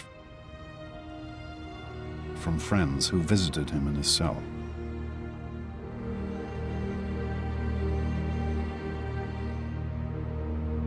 Socrates would be executed in the traditional Athenian manner, by drinking hemlock. Some of the hemlock cups used for the poison are still preserved. Death by hemlock is excruciatingly painful, causing gradual paralysis of the central nervous system.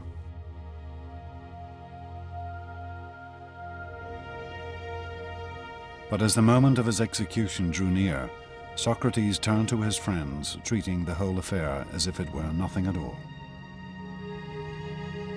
For me, the fated hour calls. In other words, I think it's about time I took my bath. I prefer to wash before drinking the poison, rather than give the women the bother of washing me when I am dead. But as the hemlock was poured, his friends broke down. We have the account of one named Fido. In spite of myself, the tears came pouring down, so that I covered my face and wept broken-heartedly. And then everyone in the room broke down, except Socrates himself, who said, "Really, my friends, what a way to behave. I'm told that one should make one's end in a reverent silence. Calm yourselves and be brave."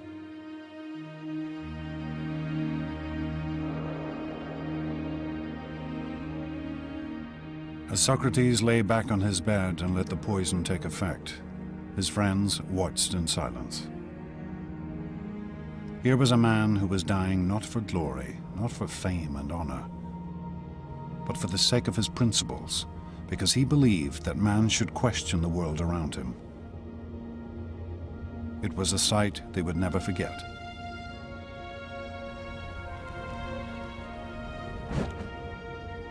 Socrates, in his life and in his death, becomes a completely new Greek hero. From now on, the hero is a person of conviction, a person who will follow nothing but the dictates of his intellectual conscience, and that is a new conception of what a human being is like and what a good human being must be like.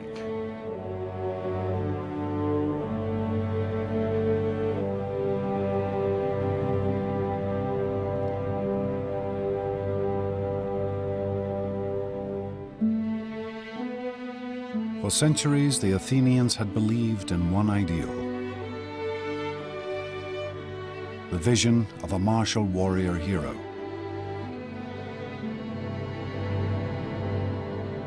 It had driven them to conquer great foes, to build a mighty empire. But now, in the depths of defeat, they discovered a new figure to venerate. effigies of Socrates have been found amongst the ruins of the Athenian prison. Perhaps offerings to the dead philosopher.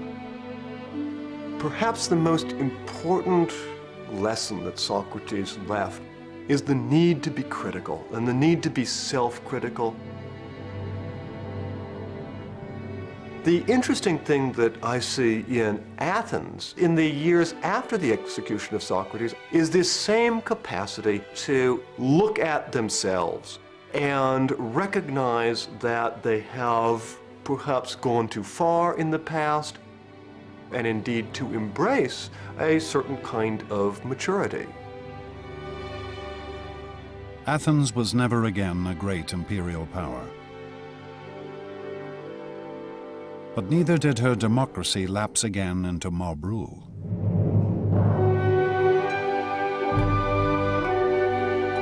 Instead, she became a city of intellectual inquiry.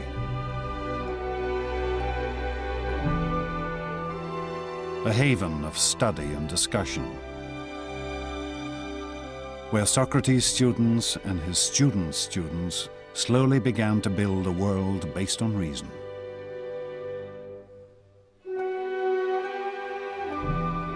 Plato tried to formulate the ideal society. Aristotle studied nature, establishing biology and zoology. And slowly the ideas and work of these Greek thinkers began to spread across the known world. One could say that a major part of the energy of the Athenians turns into building what one might call empires of thought. So where before you had Athens sending its ships to the various islands in order to collect taxes, here you have reason extending its dominion over all areas in which our lives are actually lived. Socrates' principles of reason, of questioning assumptions and the world around you, still endure.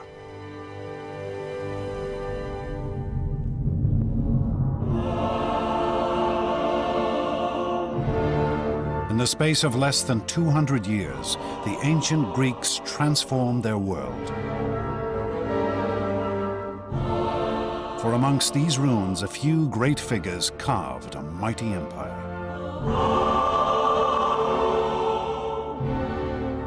They invented democracy and politics, science and philosophy. They gave us literature and drama, art and monuments which still take our breath away. And ultimately, these Greeks taught us how to reason and think. Two and a half thousand years later, their astonishing achievements continue to shape our world.